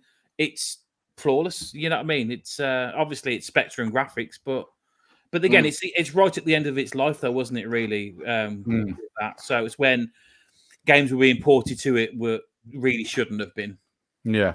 But yeah, Lemmings. I'd love to have seen more Lemmings games on the Spectrum. Martin, it's a really tough question, to be honest. It is a genuinely really tough question. I would love to, and only because we never got it. I'd love to have seen where IK Plus would have gone. Right, IK Plus is one of my favorite games of all time. That would definitely be in my top 10. And what would have happened if that series had kept going, even to modern day? Right, just kept it going, and just that the karate in it. Could they have added weapons in it? Could they have added all sorts of things in it? What would the next one have been like on the Commodore or the Amiga? Yeah, maybe it was. Yeah, yeah. Because I remember there was the best of the best game, which wasn't quite like IK Plus, but it had a lot of like martial arts moves in it and stuff like that. But yeah, I'm trying. Maybe I'll think of another one while we're talking. But that's the game that's it. Once IK Plus came out, there was never another game after it that sort of continued that. So maybe that. Yeah, I'd love to see a second one of that. That's a good choice, though. To be fair, I mean, it was a good game, and if they had done a sequel, would it have been better? Would it have been worse? I mean, yeah. It's still one of my favorite games of all time. On the Commodore 64 and the Amiga. You never mention it. Oh, I don't. I'm really talking very, very bad. Yeah. We've got some good I must admit, though, IK Plus, I have to ask, how does it play on the Commodore 64 compared to the Amiga? It's a bit slower. Yeah, but still really good. I think for me it's the purposefulness of it. Like when you have to know when you're going to attack. It's really about timing and choosing which attack you're going to make. And when they land, the impact's there, and it feels like you are actually in a proper fight. Sorry, somebody just put Jetpack 2 there. They have actually done on the Spectrum Next. It's a game called Baggers in Space. And it's a cross between Jetpack and Hero, and it's a really, really good game to play. It is. So I would class that as kind of like a Jetpack sequel. Mm. I mean, there you go. RK Plus. Going back to what you were saying about the differences. I mean, the other thing with IK Plus also is that you could do a bit more on the Amiga where you could change the sunset, and then you could push T and it made them drop their trousers, all that sort of messing about stuff. and then obviously if you swore as well, it used to come up saying something, didn't it? Just from typing swear words in. And obviously the graphics were a little bit rounder, not quite as blocky as the C64, and the music a little better. But other than that, playability wise, in terms of the actual, there's not much different in terms of the actual gameplay. Did the Spectrum get an IK Plus? I can't remember. I don't know. Probably couldn't handle it, Simon. It's a very high-end game. Yeah, maybe that's a question for the chat. Does anyone in the chat know if IK Plus was released on the Spectrum? Was it released on the Amstrad? I mean, that's another good one, isn't it? Was it on that? Rach should know that one. Yeah, we've got Rach in here. She'll probably know. Yeah, it's a AAA game, guys. It only gets released on the top end systems. Right, Alex. If you could have a sequel to a micro game, what would it be? Oh, so many again. So many. Scuba Dive would be a good one. Oh, sorry, they have. I was going to say this earlier. There's a homebrew game. But does that count though? A homebrew game? Well, it's a sequel though, isn't it? And it's actually on the Spectrum. Yeah, if it was a sequel for a micro game, I suppose it would be a homebrew now, wouldn't it? So right, okay. And it's because I was going to mention that earlier, but I've never played the original Scuba Diving game, but the way you describe that game feels very much like this game. Which I'll show a video off soon because I haven't. The thing is, though, if you're going to say that, then there's been sequels of most games done, hasn't there, or different alternative looks at them. I'm thinking like back in the day. Is that the question? Like back in the day, when you bought this game, the year or that in that era, would you have liked to see a sequel, or are you talking about like now? Either way, you want to answer it, really. I mean, 'cause the one that I've picked. I won't give it away. I'll just say it when it comes to me. But okay. Well, I don't know whether they've made sequels of these. I know this is a game I used to love, Avalon. I don't know if you played that. Again, it's quite Dungeons and Dragons. But it's a 3D world. It moves so well. You've got this wizard guy moving around these different dungeons in a 3D environment. Pretty impressive back in the day. Really cool. That sounds familiar. Yeah, you'd like this one, Simon and Martin. Yeah, I've never heard of that one before. So, Wheelie would have been. There was another game we used to love. Have you played that? Yes, I did like that one. So you get to the end, and that demon chases you back, doesn't he? So yeah, I'd love to have seen a sequel of that one. I could say Wait, the Exploding Fist, but I suppose fighting games have got so far now, haven't they? They've sort of moved on. Trying to think. I'll tell you one. Death Chase would have been a good remake. But, but yeah. again, there's probably games out there that are very similar to Death Chase. But yeah, but I think back in the day, Death Chase was such a great game that I think if they did a sequel back then, it would have sold really well. Yeah. But they just never did, though, did they? It's just, they did the one game and that was it. That's what I mean. If they'd released that like a 1 to 8 version of that game, I think that would have done really well. Yeah. Even though it's good, it's very basic, isn't it? It is basic. The thing is, it's one of the ones you can still pick up and have a blast of it today. Yeah. You know what I mean? I love it. But again, that would be a good sequel, wouldn't it? Absolutely. Yeah. A good improvement. I didn't even think about that one, to be honest. It's love to have seen that now, thinking about I mean, I could say Chaos, but I know Julian Gollop's made loads of different versions of, UFO, Enemy Unknown. They're all kind of spin-offs of that universe. So it's been done, isn't it? It's a difficult one. I mean, there's so many thousands of games on the spectrum, isn't there? The people have probably nicked loads of ideas off for new games. Yeah, let's face it. How many different versions of Jet Set Willy are there out there? Exactly. Yeah. How many different versions of Metroid is there? You know what I mean? Not enough for you, though. All right. Sorry, was that your answer earlier, or have you got another? Yeah, one? no, I said my one. It's You did yours. the Lemmings. Right. So my one, I'm going to say it, and then I'll explain my reasoning behind it. Right. So mine is Bomb Jack 2. Now, before you say it, I know it was released. I know it was, but let's be honest. That was not Bomb Jack 2, was it? Like, it's got Thundercats music, and that character looks nothing like Bomb Jack. Because it wasn't. No, it was literally just a reskin, wasn't it? Because didn't they lose the license or something to a different game? That's and what then I they heard. quickly did it as Bomb Jack. Yeah, and it's bloody awful, isn't it? I mean, like, have you played it? It's terrible. Yeah. Well, I played the original Bomb Jack. I didn't know they did a sequel. Is it Yeah. like the original? Don't do it. Don't ruin the memory of the original. I have actually got it, but I should have grabbed it before the stream. I've actually got it. I would have showed you. Well, the thing is, I'm sure I've got Bomb Jack 2 on the Famicom, and it is nothing like that game. It is actually a Bomb Jack 2 game. Right. So there are different ports of it. I just think the port you got, is it Commodore 64? Yeah. Was supposed to be Thundercats, and it wasn't. Yeah. I mean, I remember putting it in when I re-got my Commodore 64, last year. And I loaded it up because I think actually I got Bomb Jack 2. I think Paul sent me it. And this is the thing, although it's a terrible game, I still wanted it, because it's a C64 game, right? Bit of history. And I had it back in the day, but I remember putting it on and I'm like, I know that music. Where do I know that music? And it was like, it's the bloody Thundercats theme. Like, sort of thing. Yeah, it's not Bomb Jack. It's really not. Oh, hang on. Here we go. Yeah, Bomb Jack 2 was reskinned from Thundercats. Yeah. Well, it makes sense because, I mean, the character does not look like Bomb Jack at all. The Bomb Jack that I remember on the Famicom is like the original one. You've got to get the platforms and you've got to get all the things, but then it scrolls sideways to different rooms as you go. Yeah. Which is nothing like that one. Yeah. And just in case anyone wants to know what Bomb Jack music actually sounds like, it's the theme for the intro and outro on here. That's the Bomb Jack tune.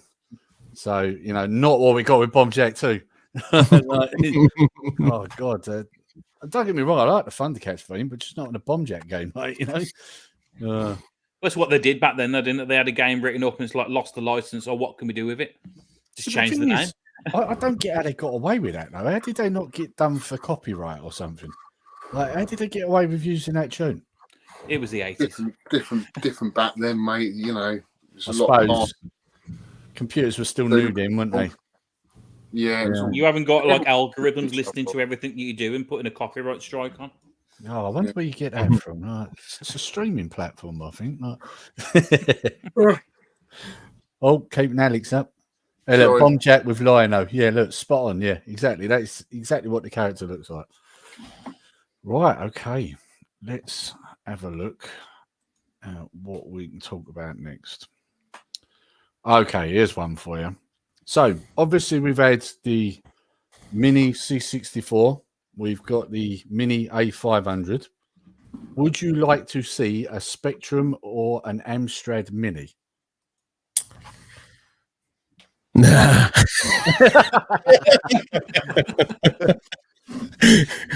That's the best quote of the night. Nah, good. Yeah, asking a Commodore 64 fan. It's Still worth the plastic, is it? Is it? Do you know, I would love to see an Amstrad Mini. I really would. But as far as the Spectrum Mini goes, we've pretty much already had it with the Vega and the Vega Plus. The Vega itself was an interesting idea, but they put so many crap. Let's just go. So many crap games on it. They didn't put HDMI on it. You know what I mean? So you're stuck with that. And then we're going to go to the Vega Plus, and the Vega Plus is just an example how to not run a business, how to not put a device out. Who was it? Who did the Vega Plus? That's the one that was a scam, right? Yes, so pretty much a scam. It didn't start off a scam, but it ended up being a scam. Slopes Game Room. Slopes has done a great review on that. It's a long one, but watch that review and have a look at the shit show that was the Vega Plus. Larry Bundy Jr. actually has 2 of the handhelds, and the handhelds that came out, I think, were only released just to satisfy some of the backers that wanted one. They didn't work. The buttons, people said you had to push the buttons so hard in that it left an imprint on your thumb. Yeah. The edges around the side are so sharp they can cut your hand. It's not supposed to have the Spectrum logo in the corner because they took away the rights to call it a Spectrum. Yeah. But yeah, watch Slopes Game Room 1 on that because it is an absolute masterclass on how to not run a business. It's a long video. I know it's like over it is. an hour. It's a long one. It's It's got a few people in it, but it's a good. You really need to understand this because from start to finish, they screwed up. They really did. Well, I mean, it was a lot of it was blaming this person, blaming that person. But then people leaving and people coming back and people do. You know what I mean? It's just. And how many years this went on for? I mean, I know we shouldn't go there, but it's looking like that with the Amico. It's getting to that kind of territory of so much is going on behind the scenes that it'll never come out. But anyway, sorry, Spectrum's already been done, but I'd love to see an Amstrad. I would actually love to see an Amstrad Mini. I was going to say I agree with Simon what Retrobate's put there as well, because the Specky is quite well. Even I have a Harlequin that I've not yet had a good chance to play with and spend time with, and I genuinely will, because whilst I joke, actually, again, meeting you guys and being friends with you guys, you've shown me some stuff on the Spectrum that's actually pretty darn cool. And as someone who never saw it before or never kind of looked at it and went, oh god, the colours and the clashing and all that, oh, that's horrible. Once you actually start seeing it and how the game's played, I am actually quite intrigued to play some Spectrum games, so I'm going to be using that Harlequin to do that. But the Amstrad is one that I never have any experience of. Again, for me, the Amstrad was a word processor with a green screen that my uncle used to run his pub on. That's what I remember that. I used to do his accounts on it, and that's what I remember it being, like an accounting machine. So I think because there hasn't been Only Fools and Horses, they had that in there, didn't they? Exactly. That's pretty much what it was like, but because I don't think there's been anything to kind of bring the Amstrad into the modern day, running it through HDMI, having preloaded games, all of these things. I think an Amstrad Mini would probably be quite a cool thing. I would definitely be interested in looking at. I've seen some of 8-Bit Rachel's videos on all the games that she's played, and you look at them and go, actually, these are interesting. I wouldn't mind giving these a go. The Robin Hood ones you played the other day was really cool, so I'd like to give that one a go. It's a thing with the Amstrad for me, though, is until about 4 years ago, did not know the color palette of the Amstrad because I've only ever seen it with a green screen. My cousin had it, and then I plugged it in, and I think I got HDMI cable for the 6128 that I had, and I plugged it in and went, whoa. You know what I mean? Literally, I sat back and looked at it because I didn't know. I completely missed out on everything about the Amstrad, like color-wise. Everything was green screen.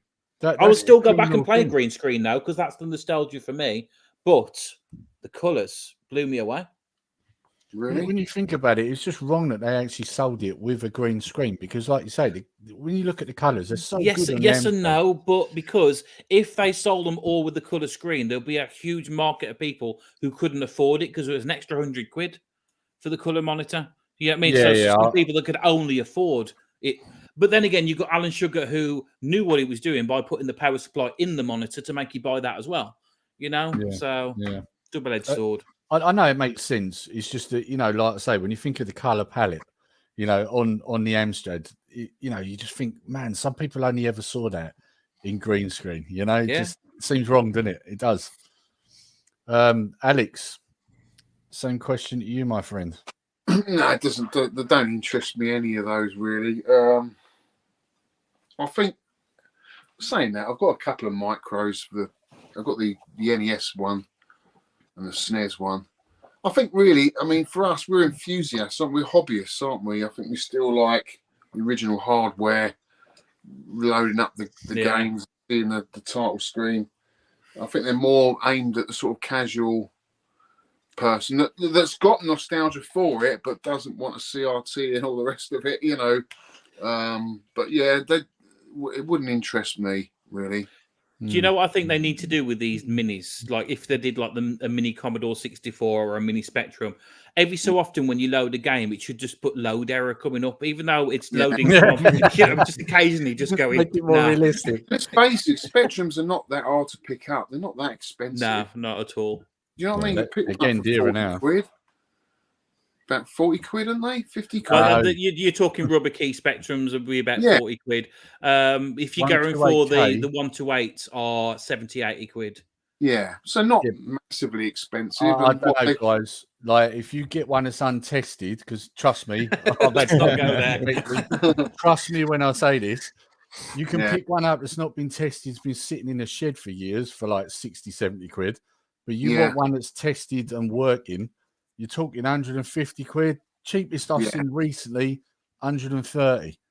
And do you get those RGB modded? Do you, or do you not need to with the Spectrum Plus? No, with the Plus 2s, you can just plug it straight in and get a SCART. Yeah. The RGB mod is only what you need to do on the rubber key ones, and probably the Plus as well. But later models, they've got, it's already there, ready to go. Yeah, and the Plus 2 is the one to get, isn't it, from that sort of era? Yeah, don't go for a Plus 3. Plus 3, you've got the difficulty of the tape, not the tapes, the discs. Yeah, they've got a high failure rate. They're quite expensive. Plus, as well, the sound on the Plus 3 is a bit off. There's an actual mod that people do. The Plus 3 that I had was modded by Mark Fix's stuff, who changed the sound chip on it, and he showed me what it was like before and after, and it really does make a big difference. Yeah. But no interest for me for that. I think you are right there, Alex. It is like I like the minis and I have all of them, but there is something that it feels a bit hollow about them when you just plug them in and you pick a game from a menu. Because I've got the Commodore 64 Mini, and I had that Commodore 64 Mini way before I ever had a Commodore 64, from January. I picked it up at a boot fair for £1. But I had none of the fear that it wasn't until I had that machine physically and I interacted with it physically and I used the tapes and all the things I've talked about in the past. Doing it through the Mini, I felt nothing. Like, it was just, there's some of the games. But and I think that is a big part of us in this sort of hobby. Yeah, the actual interaction with the real thing makes a massive difference. And it's nice to have them as an option, because some games are ridiculous. You're never going to own a copy of, I don't know, Castlevania Symphony of the Night on the PS1 because it's ridiculous. So you can play it on the Mini if you hack your Mini. So that's nice that people can play games that they may never be able to afford. I would always support that sort of thing. But it is like the Amiga Mini 500. It's really cool. But now I've got a full working Amiga 1200. Am I going to touch it? Probably not, because I'd much rather interact with the actual Amiga. And even this, right, even though I spent all that time getting that Amiga 1200 running, and there's a whole story behind that, running games off of the WHD load feels a bit hollow. It's tarnished it a little bit because I'm not sticking, it's so stupid. I'm not sticking a disc in the side and loading the disc. It's that sound of when it takes I know exactly what you mean. There's like a clunk and a click when the disc goes in, and then that whirring sound of the disc starting up. It's a ceremony, Yes. Yeah, exactly. It's a tactile hobby. You know, everything we do is controls, feedback, you know, visual feedback as well as, you know, tactile feedback. It's also something as well about keeping them going and keeping them running. Yeah, it's like exactly. kind of having and a that's what I'm classic car. saying. We are hobbyists. This is our hobby. It's become our life, isn't it? As for me, we do the YouTube. Everything's related to it. They're not aimed at us.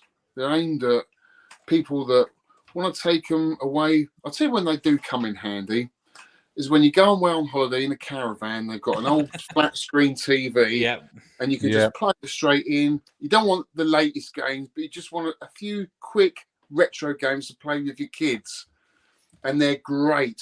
You know, for that week that in the caravan when it's raining, you can't do anything. You're stuck inside. Right, we stick the Mini on. You know, that's where I got some fun out of it. Out of the NES one, anyway. Oh, the NES one though, with the length of those pads, though. What were they thinking? See, you might be surprised at my answer with this because, like this one here, what Alex has put, the Mini are boring, they don't break down. Now, this is the thing, right? You know where I'm going with this, right? Before I even say it, look at the nightmare I had with, and I'm trying hard not to swear. I want to, right? Look at the nightmare I had with that bloody Spectrum, right? Now, if someone had said to me, "Here's a Mini," do you know what? I would have broke their arm off. I really would have, you know, like. But don't you think it's part and parcel of the hobby, though? He's fixing it because he's had a lot of trouble with it. Oh, don't get me started, Alex. We'll be all night, mate. But mate, honestly, too soon. I practically replaced the whole bloody thing, and it still weren't working. Seriously, honestly, nightmare. Absolute nightmare. It's a good job you don't collect arcade machines in, mate, because they are instantly breaking. How often, down. Alex, do you walk in there, switch on an arcade machine, and it just doesn't want to work? Is it quite frequent, or? I don't always turn them all on now because obviously electricity's gone up. Yeah. So I used to come in here and I used to slap them all on and love the feel of them all on, but I only turn the ones on that I'm playing. But yeah, every time I turn them on, it's like fingers crossed. Is it going to come on today? You know, you just never know. So the thing is, I mean, you know, Commodore 64, I got an original, right? But that's because I know they're reliable, right? And I have now got a Mini, but that's purely so I can capture, you know, like homebrew games and for me videos, you know, so you got the better quality. Yeah, I mean, they've got their bonuses, Lee. I'm not saying they've definitely got, you know, for streaming and stuff like that, they're great, you know, and if you haven't got this room for a CRT, they're great. Yeah, I've got CRT, so I don't need one. I don't, as I say, I don't ever use the. Actually, I'll tell a lie. I do use the NES one because it's modded and it's got every single game on it. So I might do a research. If someone I see on YouTube's done a video of a game, it looks good. I'll then fire up the Mini on my big screen and play it because that's my only way I can play it. Yeah. And so it's great. So it's basically like anything, like my Pi I've got in my cab. But yeah, I've got a Pi. But don't you find though, when you've got a massive list of stuff, whether it be I know where you're going with this, whether you got music or whether you got games, you end up just flicking through and not playing any. So I'm really strict. Yeah. I have one game on in my cab and I have it in there for a month. Okay, whether I play it or not, it's in there and I don't change it. You know, just so I play the game. Otherwise, you never get to play them, and you just end up flicking through.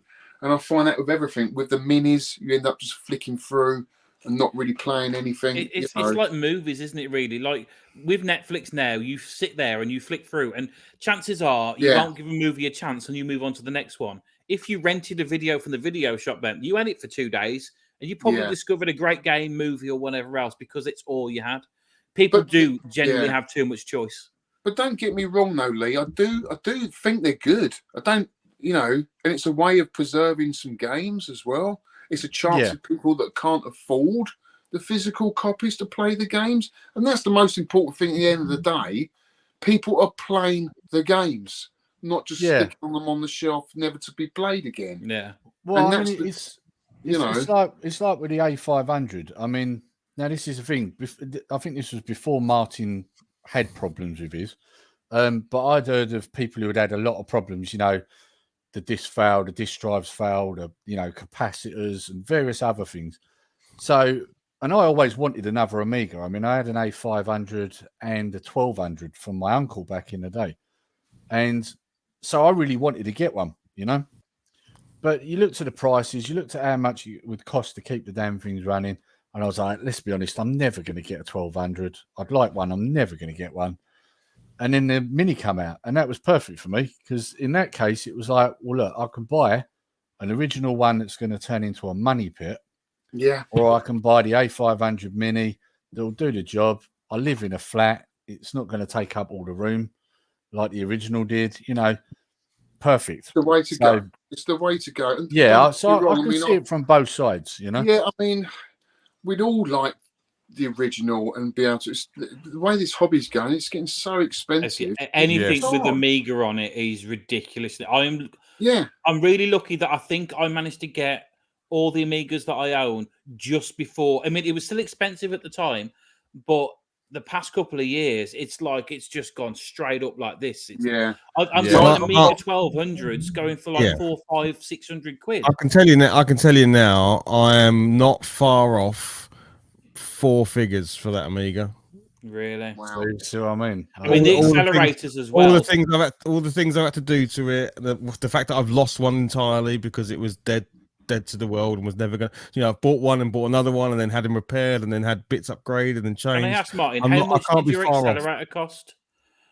Like 80, 90 quid or something. Oh, okay. Because I mean, because my one was 70. I just wondered if the prices of the accelerators all of the bits and bobs as you go along. So, but you know, now it's on the table, I've forgotten about the money. You know, I now have it, and I'm very, very happy with it. And it's a mint. It looks lovely.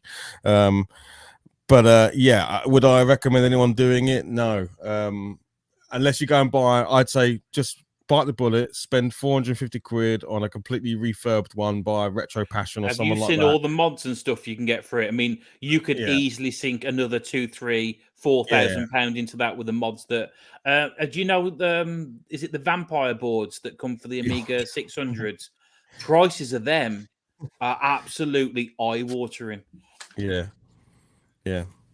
So it is, but I guess like as Alex said, it's if you're passionate. I mean, everyone, if you're into vintage cars or motorcycles, or you're into my other hobby, you know, the miniature wargaming hobby. Christ, there's miniature games that cost you thousands and, you know, hundreds of pounds, and you know, every hobby's got it. And for me, the Amiga's worth it because it does mean that it means as much as the Commodore. Well, actually, no, that's a lie. The Commodore 64 does mean more. There's no two ways about it. But it is. Those are the two for me. Those are the two systems. Like I've now found where I am in this hobby, and it is at those two. You know, and that's where I'll now be focusing everything I do on those. I'll touch in on everything else because I love everything else, but for me it's the Amiga and it's Commodore.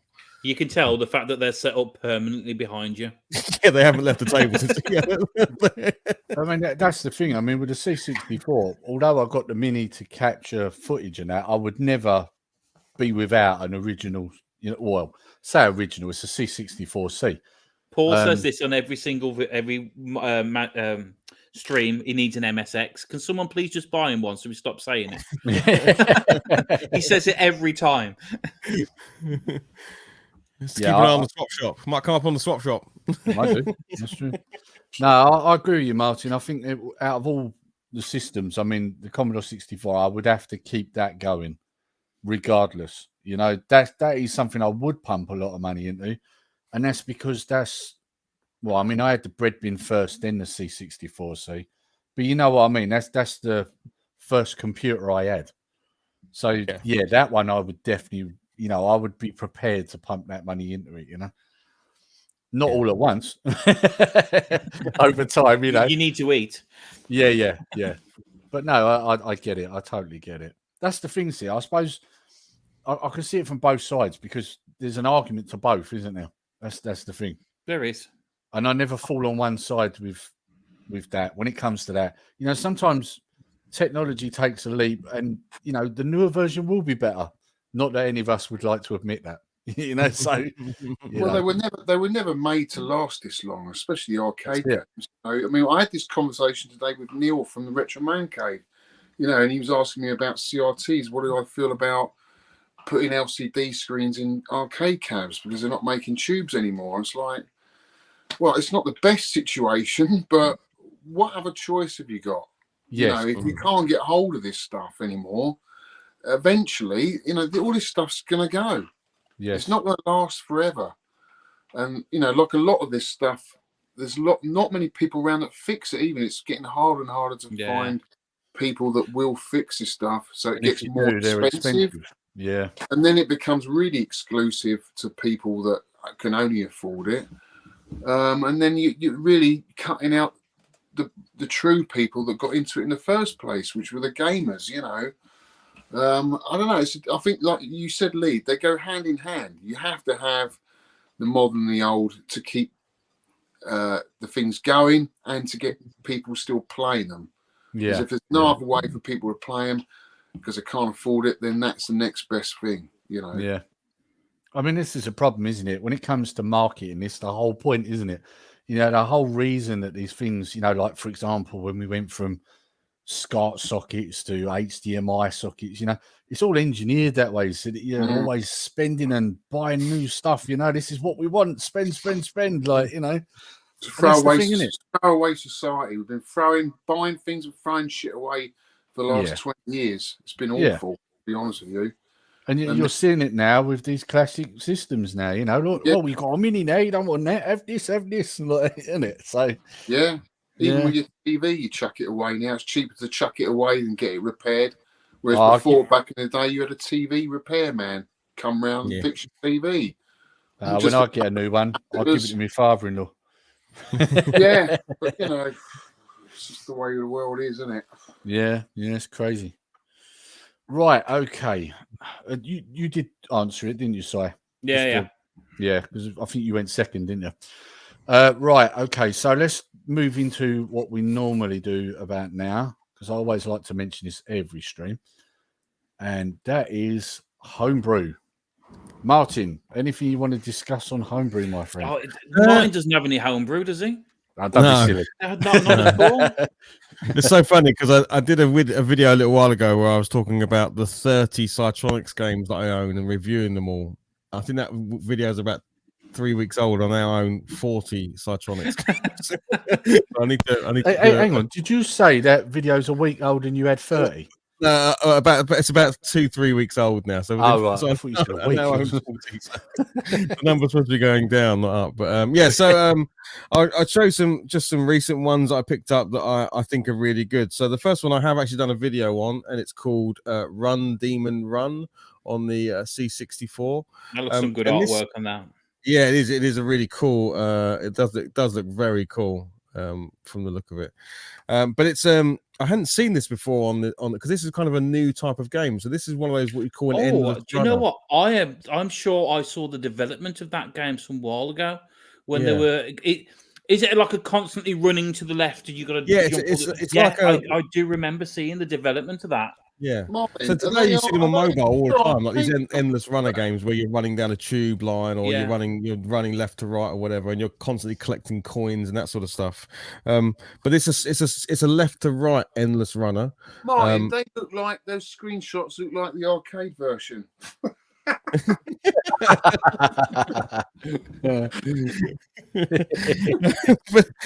it's also been hoodwinked there, mate. No, this is what it looks like. It looks good, man. You should check it out. This is the difference now. It's actually the screenshots you're seeing now. It looks good. It looks like the arcade version on the back. Check out that. This isn't the plug to go and watch the channel or anything, but check out the video, and you'll like it. It's a really cool game. And parts of it are procedurally generated as well. So even when you think you're learning the levels change. Oh, it's a roguelike game. Well, I wouldn't call it a roguelike because you don't collect anything at his face. He's winding me up. But yeah, you've got like a jump mechanic in it and a roll mechanic and a double jump, and then there's power-ups and stuff like that as you go along. But yeah, generally it's a really good game, but it is one you've got to get good at. You can't chance your way through it. You've got to have fast reactions and start to learn some techniques in the game. So yeah, definitely recommend Run Demon Run. And then the other one I thought I'd show, which I haven't done a review on yet, but I will do, is Planet Golf. Yeah, this one I want to see. I haven't seen anything on this one. Yeah, so this is what you expect. It is a golf game, and it is like a physics-based game of aiming your shot and then hitting it. So I don't know if anyone can see the pictures very well. It looks like golf. Yeah, exactly. But it's not like it's not like as boring as golf can be. Although I know there's people that do love their golf. Because it looks like Retro Chef. Yeah, Retro Chef. Yeah. That But because it's you're playing on different planets, so you're like playing on Earth and then Mars and then Jupiter. Gravity's different. Therefore, the different mechanics for the planets, right? Like the gravity and the inertia is different for every planet. Exactly, yeah. So you're then working at your angles, and it's not forgiving. If you go off the screen, like you don't hit the edge of the screen and bounce back, you go off. You're out of bounds, so you start back where you were. You're just in orbit then. Yeah. So it's one of those games, whether you like golf or not. I like the physics aspect of it. I like trying to work out how I can just float the ball over the hill, or get up the slope, or bounce off the wall to come back, or so it's I've played a few rounds of it now, and it's actually a really fun game. So I'm going to do a review of this as well. But yeah, those are my two picks at the moment. So Planet Golf and Run Demon Run, both from Cytronics. Commodore exclusives, Martin. Yes, they are. I think they are. They might be on the Spectrum, but I don't think they're Cytronics predominantly CC. I think they're too high end. I don't think they run on the So my question is, Martin, when you're playing golf on these planets, has he got a spacesuit on? You don't actually see the player, sadly. There's no player. I'm out now then. I'm out. Yeah. It's not accurate. You're just a ball. You're just a ball with that angling. But yeah. But yeah, definitely recommend them to say the Run Demon Run is reviewed on the channel. This one will be coming up soon, but I'm buying them faster than I can review them. That's the problem. So I need to slow down a little bit. I haven't noticed that. Plenty of content to come, haven't you? Then that's good. Yeah. You know, you got to think about videos, right? It's like, oh, I've got this big stack of games here. Let's just do one of them. It's great, though, isn't it, Martin? I think that's great that you've got into something and you're finding I'm really enjoying this. Getting a bit. I can't even describe it. Yeah. I mean, I've had a buzz from buying games since 1982. I ain't stopped. Do you know what I mean? It's just, I love, whether it's a crap game or not, from a historical standpoint, it's still fun just to pick them up, and see what they're like, especially when they've got the artwork on those covers are fantastic. Yeah. And that's what's genuinely, I think I've said it before, that's what the hobby is almost restarted for me, because obviously back in lockdown I started to collect the classics. You go and buy a NES and you go and buy a Master System, you go and buy a Mega Drive or a Nintendo, whatever, and you pick up the classic games, and I was like having them, and it was nice to start build up this retro collection, and I liked talking to you guys and everyone else. And it wasn't it's totally changed for me. The landscape of retro gaming has completely reshaped by getting that C64 in January, and from then on, it's just been amazing. I'm absolutely loving it. So for me, it's totally reborn the retro sort of hobby for me. You know, Cytronics have his address and PayPal details on speed. They really should have got you promoting for them. Yeah, I think you're keeping them in business now, aren't you? Yeah, missed the trick there. And so, Alex, anything you want to add about homebrew? I mean, I know you just said a little bit there. Homebrew, I want to get into it. Martin's sort of inspiring me to get into it. I'm just thinking, but there's hardly any for the Super Nintendo. I think that was quite a difficult system. What about MSX? Oh, not MSX, the Vectrex. Yeah. Well, actually, that's a good point, Simon.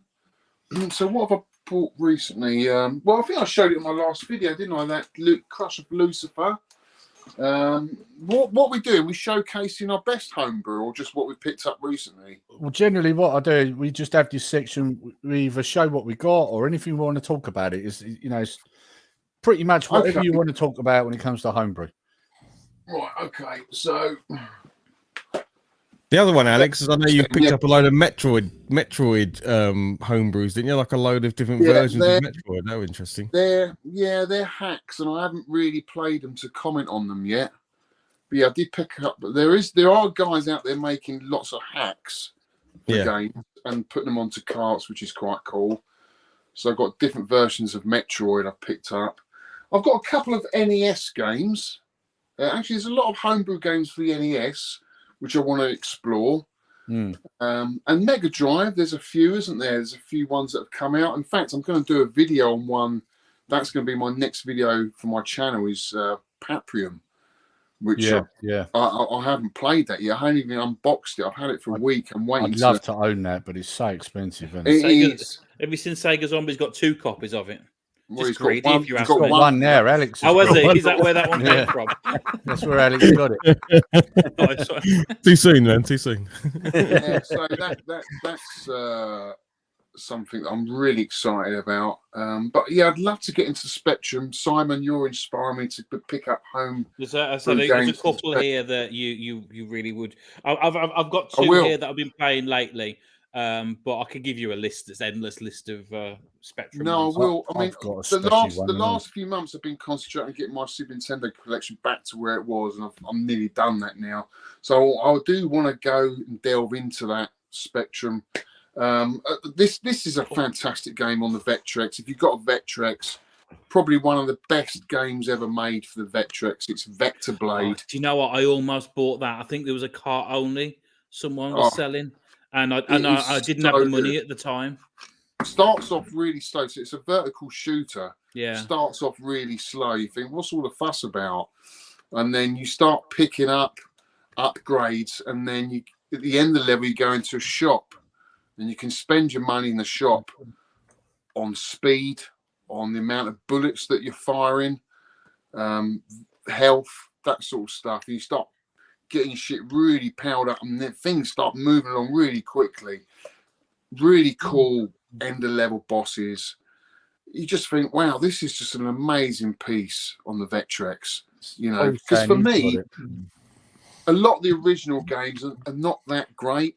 You know, they're all ports of arcade games. Yeah. I mean, we all know what ports of arcade games are like from that era. Not the best. Some of them are. I still say Scramble is one of my favourite Vectrex games. Scramble, Berserk's fantastic, isn't it? Rip-Off is good. Yeah, there's a couple there. Solar Quest is good. But a lot of the others are not that great, you know. But it's the homebrews, isn't it, that I've got a new game. I've got a new game. It's that feeling. It really is. For an old system. I'm buying my kid again. Yeah. Yeah, it's great. It is. It's great. And they're better than the originals. That's the thing. And it's better than the originals. Yeah. So exactly how you, Simon and Martin and Lee, you as well, when you get this stuff, it is exciting. It is exciting having a new game. And it's not on a modern system. Yeah.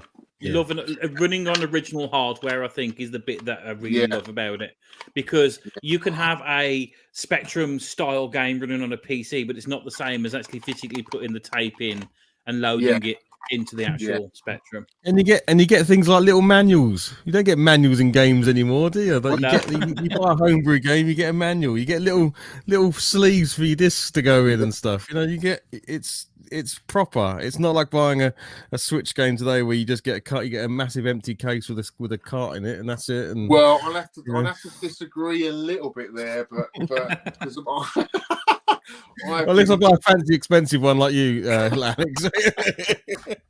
I'm a sucker for limited run and strictly limited, and all that kind of stuff.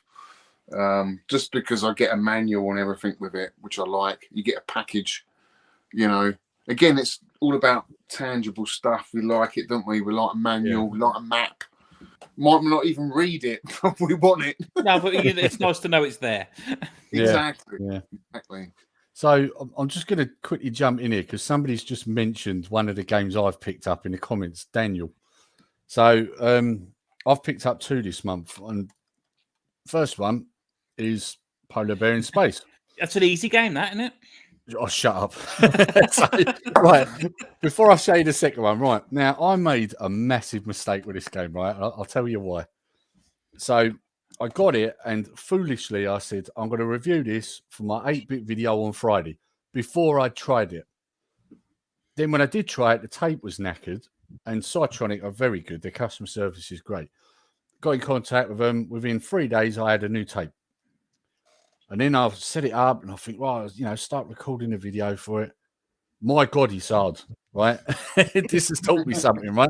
Never say you're going to do a review on a new game until you bloody played it. Because yes, I've learned that lesson, Lee. It's not easy. And I thought, my God, I can't put this in a video. Like, what's hard about it then? Well, the whole game. Yeah. Unforgiving. So, in places, yes. So the start of the game, it's a bit like a shooter. And in order to get to because you start off in like a kind of, you're going between the different levels, if you like, right? So it's like a shooter. And you didn't have to do one of these stupid little slidey puzzles to unlock the level. So you can go down the pipe and into the level, right? Problem is, them little slidey puzzles, I was crap at them as a kid, right? And I'm not much better now, right? So it took a while to figure out getting that right. And then when I did, and I got into the level, then the mechanics of the game completely changed, because you can't shoot now, you can't fly now, you can only jump on things to kill them. And it then, it turns into basically a platform game. You've got to jump across, miss the fire, etc., etc. So don't get me wrong, it's not a game that you wouldn't get the hang of. I'm sure you would, but you wouldn't get the hang of it straight away. And the problem I had was, I'm going, oh yeah, I'll be reviewing this Friday. First time I played it was when I was recording the video, and I was like, I can't put this out. This is terrible, So it will require practice. So I've done that loads of times, Lee. I've done that loads of times with arcade games. I'm going to do a video tonight. Yeah, and just every game is terrible. It's I wouldn't say, because it's not a bad game. It's just a difficult game. I think once you mastered it, it'll be fine, But the other game I picked up was this one here, and it was Si that put me onto this one. He knows I'm a Star Wars fan, and that's the Mandarin. Now, if you look at the cover there, you can see that's clearly the Mandalorian. And behind him, a stormtrooper crossing Darth Vader. Do you know what the stormtrooper is? It a stormtrooper because it's white? Have you seen the knockoff stormtroopers you can get with the bendy arms? It looks like them. Yeah, everything's a bit big and. Well, it kind of looks a bit of a mixture of Vader as well. But I mean, the good thing about it is it's dual, so you can play it on Amstrad and Spectrum. I don't think you can see that along the top there. So it works on both. You've got Specky one side, Amstrad the other. Obviously, I haven't got either, so I've been emulating it on a little handheld. And I can tell you, it's no good on a tiny screen. You need to be able to see what you're doing. But what I do really like is the tape. Like, you got a nice orangey red tape there. I think that looks pretty cool, The label's nothing exciting, but, But it's a good game. What I can play of it, it's a good game. And if you're a Star Wars fan, it's definitely worth getting. And that's from Chronosoft. It's just on the bottom there. Yeah, they're cheapest of all the homebrew stuff. Yes. To be honest. Yeah, very good. So if you've got a Spectrum, it's definitely one I'd recommend, especially if you're a Star Wars fan. So yeah, that's the two I picked up. Si, I know you're itching to show what you got there, mate. Yeah, it's all right. I've got to head off as well in a bit too. So right. I actually have this game, which I think is just absolutely stunning, and that's Alien Girl. Yeah. And Alien Girl on the Spectrum, if you just look at the artwork and everything else on that. Yeah, I don't make you want to get the Spectrum, that does. I don't know what the hell's going on. Martin, something weird's going on with my sound. Yeah, is it you, Martin? It's like we're getting like it's on, off, on, off, on, off. Yeah, it's kind of funny. I don't know what's happening there. Anyway, going through this, you also got, as I said, if we're looking at all the stuff inside it, you've got the posters as well. 3D glasses. Comes with 3D glasses. Come with a badge, sticker. You should get this, Alex. I've got this box set. It's really good. This, if you're talking about manuals as well, you've got full colour manual as well. Am I working there, guys? Yes, yeah, you're good. You're good. And then you've also got the actual tape as well inside. And the CD as well. So you've got the soundtrack and everything else on there. I've got to level 2 on this game. It took me a while to get there. This is a game where you properly have to learn where you're going. Unforgiving, yes. If you don't know what you're doing, everything will kill you. Absolutely, everything will kill you in this game. You got to know which direction to go to collect the bombs, all stuff like that. There's rooms where is it berserk mode, or you basically like you get locked in the room. You got to survive a certain period of time. Be careful of your bullets as well, because when they run out, you're stuffed. You know what I mean? You got to run away from them. So that is, and again, the back of it as well is really, really nice. Sorry, lovely Alex, package, Simon. Lovely package. Alex just asked, is that only 1 to 8K? Because I can't remember. Yes, 1 to 8K. Right. So I'm gonna get a +2. Let me double check actually. That was in a sale as well. It went down from £25 to £18, Alex. Yeah, 1 to 8K only. Really? It's quite a big game. As I said, worth it as well. I mean, I know it's a really simple thing, but this thing is like solid. It really is. The quality of this is really good. It's really good. And other games I've been playing as well. I mean, this one I did mention it earlier, and this is Forward to the Past. You see it up there, and Forward to the Past is a game made by a Spectrum fan who enjoyed playing games back in the day. There are so many little hidden nods to the original Spectrum in this. When I first saw it, I thought, oh, it's nothing special. And then I played it for a bit, and this game is really, really, I can't remember where the camera is. It's really, really good. This is the one that's got the hidden secrets in. You have to collect 42 items as well. So, you know what I mean? It's even like Hitchhiker's Guide to the Galaxy references and stuff like that in there. It's the game as well. He made it during lockdown, and if you can see on the front there, he actually made it with his son. His son actually developed and drew out all the rooms that he's going to code in. So this is a really good game. Say again. Platform game. No, it's hard you're in a time machine which floats around, and you've got to float around the room collecting things and then moving to like the next screen and destroying the enemies, avoiding enemies, collecting stuff along the way. It gets a lot harder further and further into the game. It's another one of these ones where, like, do you remember back in the day, Alex, when people used to draw out maps of where certain rooms are and stuff like that? This is kind of what you need to do with this. And again, another nod to how these Spectrum games used to be. Yeah. So, and the last one, and do you know what? This game is almost perfect. They just messed up the controls. They really did. And that is Virgil's Purgatory. Yeah, that looks really this game, good. I can honestly say, could probably be an indie game on the Switch. It's that kind of style. I wonder if I can actually show. No, there's no screenshots on there. You got a video up of it, though. Yeah, but the problem of this is the controls. Yeah. With the joystick, right? This is a platform game. And what is the one thing you do in a platform game more than anything else? Jump? Die. Well, yeah, there's die. You can die, but it's jumping, right? And in the joystick controls, you can go left and right, which is fine. Up and down changes the direction of how far you throw your head, which is the projectile. And the fire button fires the head. But to jump, you've got to press M on the keyboard. Whilst holding a joystick in his hand. Right? Okay, can't use joystick. So, keyboard controls, you can't remap them. And they've got it set as, I have to look at it here, they've got it set as P and O for left and right, Q and A to change the direction of how far you fire the head, and N and M for jump and fire of your weapon, which it's like you're sort of playing a bit of a weird way. If you could just remap it, it would be perfect. Yeah. That is the only thing that lets this game down is the controls, and it's such an easy thing to fix. The game itself, amazing game. You've got end of level bosses, you've got upgrades, you've got save points as well. When you die, you don't lose all of your power-ups. You don't have to go through and kill all the bosses you've already beaten before. You just got to keep going. Stunning game. Just let down by that one thing. And that's my choices. Cool. Nice. Yeah, that was the thing with that Purgatory game. I mean, I saw some screenshots on the website, and I thought that does look really good. It does. Again, do you know what you were saying about doing a live review? I was doing this. I actually recorded me unwrapping this, plugging it in, talking about the game. And when I started playing it, I thought my joystick was broken. So I stopped recording. I got another joystick, and then I realised that it jumps on the keyboard. Yeah. So again, another one. I was going to do a live review of like my first impressions, and it was completely ruined by that.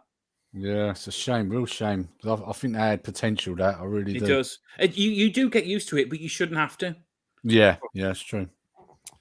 Right, okay. Well, I know you've got to shoot off, Si. Yeah. So I'm going to quickly, this last bit, if we all just speak about what we got coming up, you know, maybe on our channels, etc.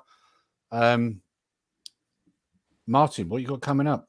Yeah, so I literally just put a video live this evening before this stream went up, and that was about my adventures today at UK Games Expo. So if you want to know more about what UK Games Expo is all about, check out the video, you can see. But now I have a fully working Amiga 1200. Hurrah! So there will be loads of content coming out now of me just going through the library I can remember, the games that I loved on that, and hopefully also, and this is a shout out to anyone in the chat, anyone who knows how to reach me, I'd love to know any Amiga homebrews that are out there, because that's another rabbit hole I can jump down and spend loads of money on, frankly. So physical though, it's got to be physical. I want the physical media for the Amiga. So yeah, obviously I'll be reviewing more of the Cytronics homebrews on the C64, so expect more C64 content, more Amiga content, and of course the miniature hobby as well. I'll be doing more painting streams, which people seem to enjoy, and I always enjoy doing them anyway. So yeah, all of that, more to come. Cool. Alex? Well, my next video will be the Paprium unboxing and playthrough. Just see my reaction to it, really. So I'm really looking forward to playing that. What else have I got? I'm going to do a BBC Micro arcade video. I've got to do that. That will probably follow that one. And yeah, just go and check my latest one, which is the Sega Superbike scaler games that I've got running. That was good. I enjoyed that. Super Hang On. 2 games I've never played before. Really cool games. Yeah, it's a good one, that. Yeah, I enjoyed that video. That AB Cop looks great. Yeah, it's a great game. I remember that in the arcades. Do you? I don't remember it. I remember the because when you get to the end, you know the bosses you see at the end, they look like the bosses from Smash TV. They look like the guys. They do, don't they? Yeah. That's what and when you were playing it, I was like, because what I also remember is and it's weird how little things trigger your memory, isn't it? It was the circles of the boost coming out the back of the bikes. I vividly remember that in the arcades and playing it and sitting on the actual bikes and using it. So it had an actual sit down cabinet, did it? Yeah, right. A sit down cab. Yeah. Wow, I didn't know that. See, I'd never come into contact with that game at all. And it's a nice quick blast game. Yeah, you know, until I got to that clown boss, he was. And I can also remember the wrist stake you get from it, because you have to keep pumping the accelerator to do the boost. Yeah. And after a few rounds, you're like, oh god, I'm like crippled from this. Oh no. Oh, right. Si, what you got coming up? Again, just put a video up literally just before the stream came out. It's the Amstrad GX 4000. Just a quick look at the game, my history with it. There's a couple of games on the system as well. A review, a redo of the live stream, which I had terrible audio of yesterday, so I put it up properly. And going forward, again, I'm just going through all these different micros and stuff like that, picking out different ones. I can't tell you exactly which one I'm going to do next because I don't know myself. It's just whichever one I plug in and start playing that day, really. There's definitely going to be some Mattel Aquarius stuff come out when I do finally get the cables and everything for that. And I think I have to do a couple more homebrew game reviews. I've not done one for at least a week and a half. I need to do another one. So yeah, that's pretty much it for me. I have really enjoyed doing the GX 4000 one. I actually recorded it this morning and uploaded it today. Just nice to go back through and do those games, to be honest. Yeah, bit of fun. Yeah, I'll take a look at that later because I've been waiting to watch that. Right, okay. So there is something I'm going to show you just in a second, but just wanted to tell you what I've got coming up. So at some point, I'm hoping, but I'm not going to say when, Polar Bear in Space. Hopefully it'll be before our next Maniacs, but I need to get some practice in. I've also had recently some Star Wars pickups, so but not games. So I'll be doing a video on that at some point. Something my boy really enjoys as well. So It'll be something I can involve him in. Because he's not so much a massive fan of retro. He likes his modern stuff, but when it comes to other things, then he's more interested. So, but yeah, that's another thing. But there is something important coming up, and I'm just going to show you this.